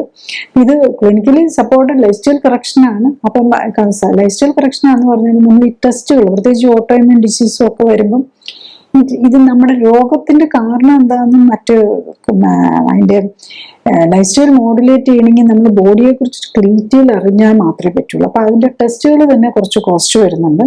പിന്നെ ഈ റിപ്പീറ്റ് ടെസ്റ്റുകൾ, അതിന്റെ ഇമ്പ്രൂവ്മെന്റ്സ് അറിയാൻ വേണ്ടിയിട്ട് വേണ്ടി വരും. പിന്നെ ഈ സ്പെഷ്യൽ ഫുഡും ഇതാണ് വരുന്നത്. അപ്പൊ അതിന് വേണ്ടിയിട്ടുള്ള കോസ്റ്റ് വരുന്നുണ്ട്. ഈ കോസ്റ്റ് ഇത് വരുമ്പോൾ നമ്മളിപ്പോ നീ റീപ്ലേസ്മെന്റ് വെച്ച് നോക്കുമ്പോൾ അതിന്റെ ഒരു 1/3 പോലും വരുന്നില്ല. അതൊരു ആസ്പെക്ട്. പക്ഷെ ബോൾ എന്താണെന്ന് വെച്ചാൽ ഇതിനൊന്നും ഇൻഷുറൻസ് കിട്ടുകയില്ല. അപ്പൊ 4-5 ലക്ഷം നീ റീപ്ലേസ്മെന്റിന് നമ്മൾ ഇൻഷുറൻസ് കിട്ടുമായിരിക്കും. പക്ഷെ ഇതിൽ വരുന്ന 1/3 ഉള്ളെങ്കിൽ പോലും അത് ഇൻഷുറൻസ് കിട്ടാതെ വരുമ്പോൾ ഉള്ള ആൾക്കാർക്കുള്ള ബുദ്ധിമുട്ടാണ്.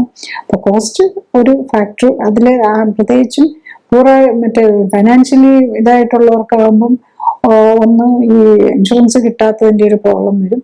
പിന്നെ ഫൈനാൻഷ്യലി ഓക്കെ ആയിട്ടുള്ളവർക്കാണെങ്കിലും അവിടെ നീ റീപ്ലേസ്മെന്റ് പോലെയുള്ള മറ്റ് സർജറിയും ട്രീറ്റ്മെന്റിനും ഒക്കെ ഫ്രീ ആയിട്ട് കിട്ടുമ്പോൾ ഇതെങ്ങനെ എന്നുള്ള ഒരു ചോദ്യം വരും. നമ്മളെല്ലാവരും ഒരു കൺസ്യൂമറിസ്റ്റ് ചിന്താഗതിയും കൂടെ വരുന്നുണ്ടല്ലോ. അപ്പൊ അതാണ് ഇതിനകത്തുള്ള ഒരു പ്രോബ്ലം. അപ്പൊ ലൈഫ് സ്റ്റൈൽ കറക്റ്റ് ചെയ്യാൻ ഇല്ലെങ്കിലായിരിക്കണം ഈ ഇൻഷുറൻസ് കിട്ടാത്തതിന്റെ ഒരു പ്രോബ്ലമാണ് ഇതൊരു പ്രോബ്ലം ആയിട്ട് നമ്മൾ കാണുന്നത്. ക്ലിനിക്കലി സപ്പോർട്ടഡ് ജീവിതശൈലി ക്രമീകരണത്തിൽ രോഗലക്ഷണങ്ങളെ അല്ല ഫോക്കസ് ചെയ്യുന്നത്, അതിന്റെ അടിസ്ഥാന കാരണമായ ശരീരഘടനയിലെയും ഹോർമോൺ ബാലൻസിലെയും ഇമ്മ്യൂണിറ്റിയിലെയും വ്യതിയാനങ്ങളെയും അവയ്ക്ക് കാരണമായ ജീവിതശൈലിയിലെ അപാകതകൾ പരിഹരിക്കാനുമാണ്. അതുകൊണ്ടാണ് ഏത് പ്രായത്തിലുള്ള ആൾക്കും ഒരേ സമയം വ്യത്യസ്ത രോഗങ്ങൾക്കും രോഗലക്ഷണങ്ങൾക്കും അസ്വസ്ഥതകൾക്കും ആശ്വാസം ലഭിക്കുന്നത്. രോഗമുക്തിക്ക് ആധാരം ഇമ്മ്യൂൺ സിസ്റ്റമാണ്. ഇമ്മ്യൂൺ സിസ്റ്റത്തിന് ഉത്തമമായി പ്രവർത്തിക്കാനുള്ള അവസരമൊരുക്കുകയും അതിലൂടെ ശരീരത്തിന്റെ സെൽഫ് ഹീലിംഗ് പവറിനെ ഉത്തേജിപ്പിക്കുകയുമാണ് വേണ്ടത്. സ്വയം ജീവിതശൈലി ക്രമീകരിച്ച് ആരോഗ്യം ഉത്തമമാക്കി നിലനിർത്താനാണ് എല്ലാവരും ശ്രമിക്കേണ്ടത്.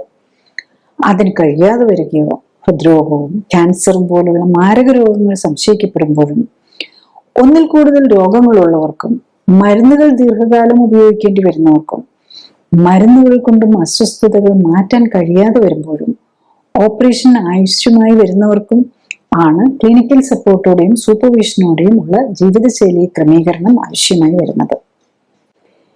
ക്ലിനിക്കൽ സപ്പോർട്ടോടെയുള്ള ജീവിതശൈലി ക്രമീകരണത്തിന്റെ വിവിധ വശങ്ങളെക്കുറിച്ച് കൂടുതൽ വിവരങ്ങൾ വെബ്സൈറ്റിൽ നിന്നും യൂട്യൂബിൽ നിന്നും അറിയാനാകും.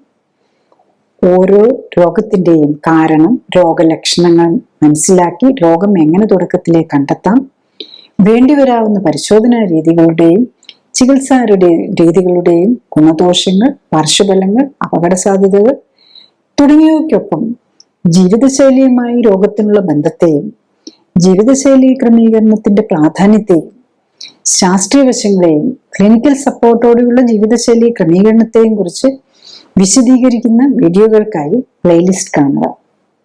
ഒരു വ്യക്തിക്ക് ഒന്നിൽ കൂടുതൽ രോഗങ്ങളും ഒരേ രോഗത്തിന് പലതരം പരിശോധനാ രീതികളും ചികിത്സാ രീതികളും ഉള്ള ഇക്കാലത്ത് രോഗത്തിന്റെ പ്രത്യേകതകളും പരിശോധനകളുടെയും മരുന്നുകളുടെയും ഓപ്പറേഷനുകളുടെയും ഒക്കെ പാർശ്വഫലങ്ങളെക്കുറിച്ചും അപകട സാധ്യതകളെക്കുറിച്ചും അറിവുണ്ടാകേണ്ടത് ആരോഗ്യ സംരക്ഷണത്തിന് അനിവാര്യമാണ്.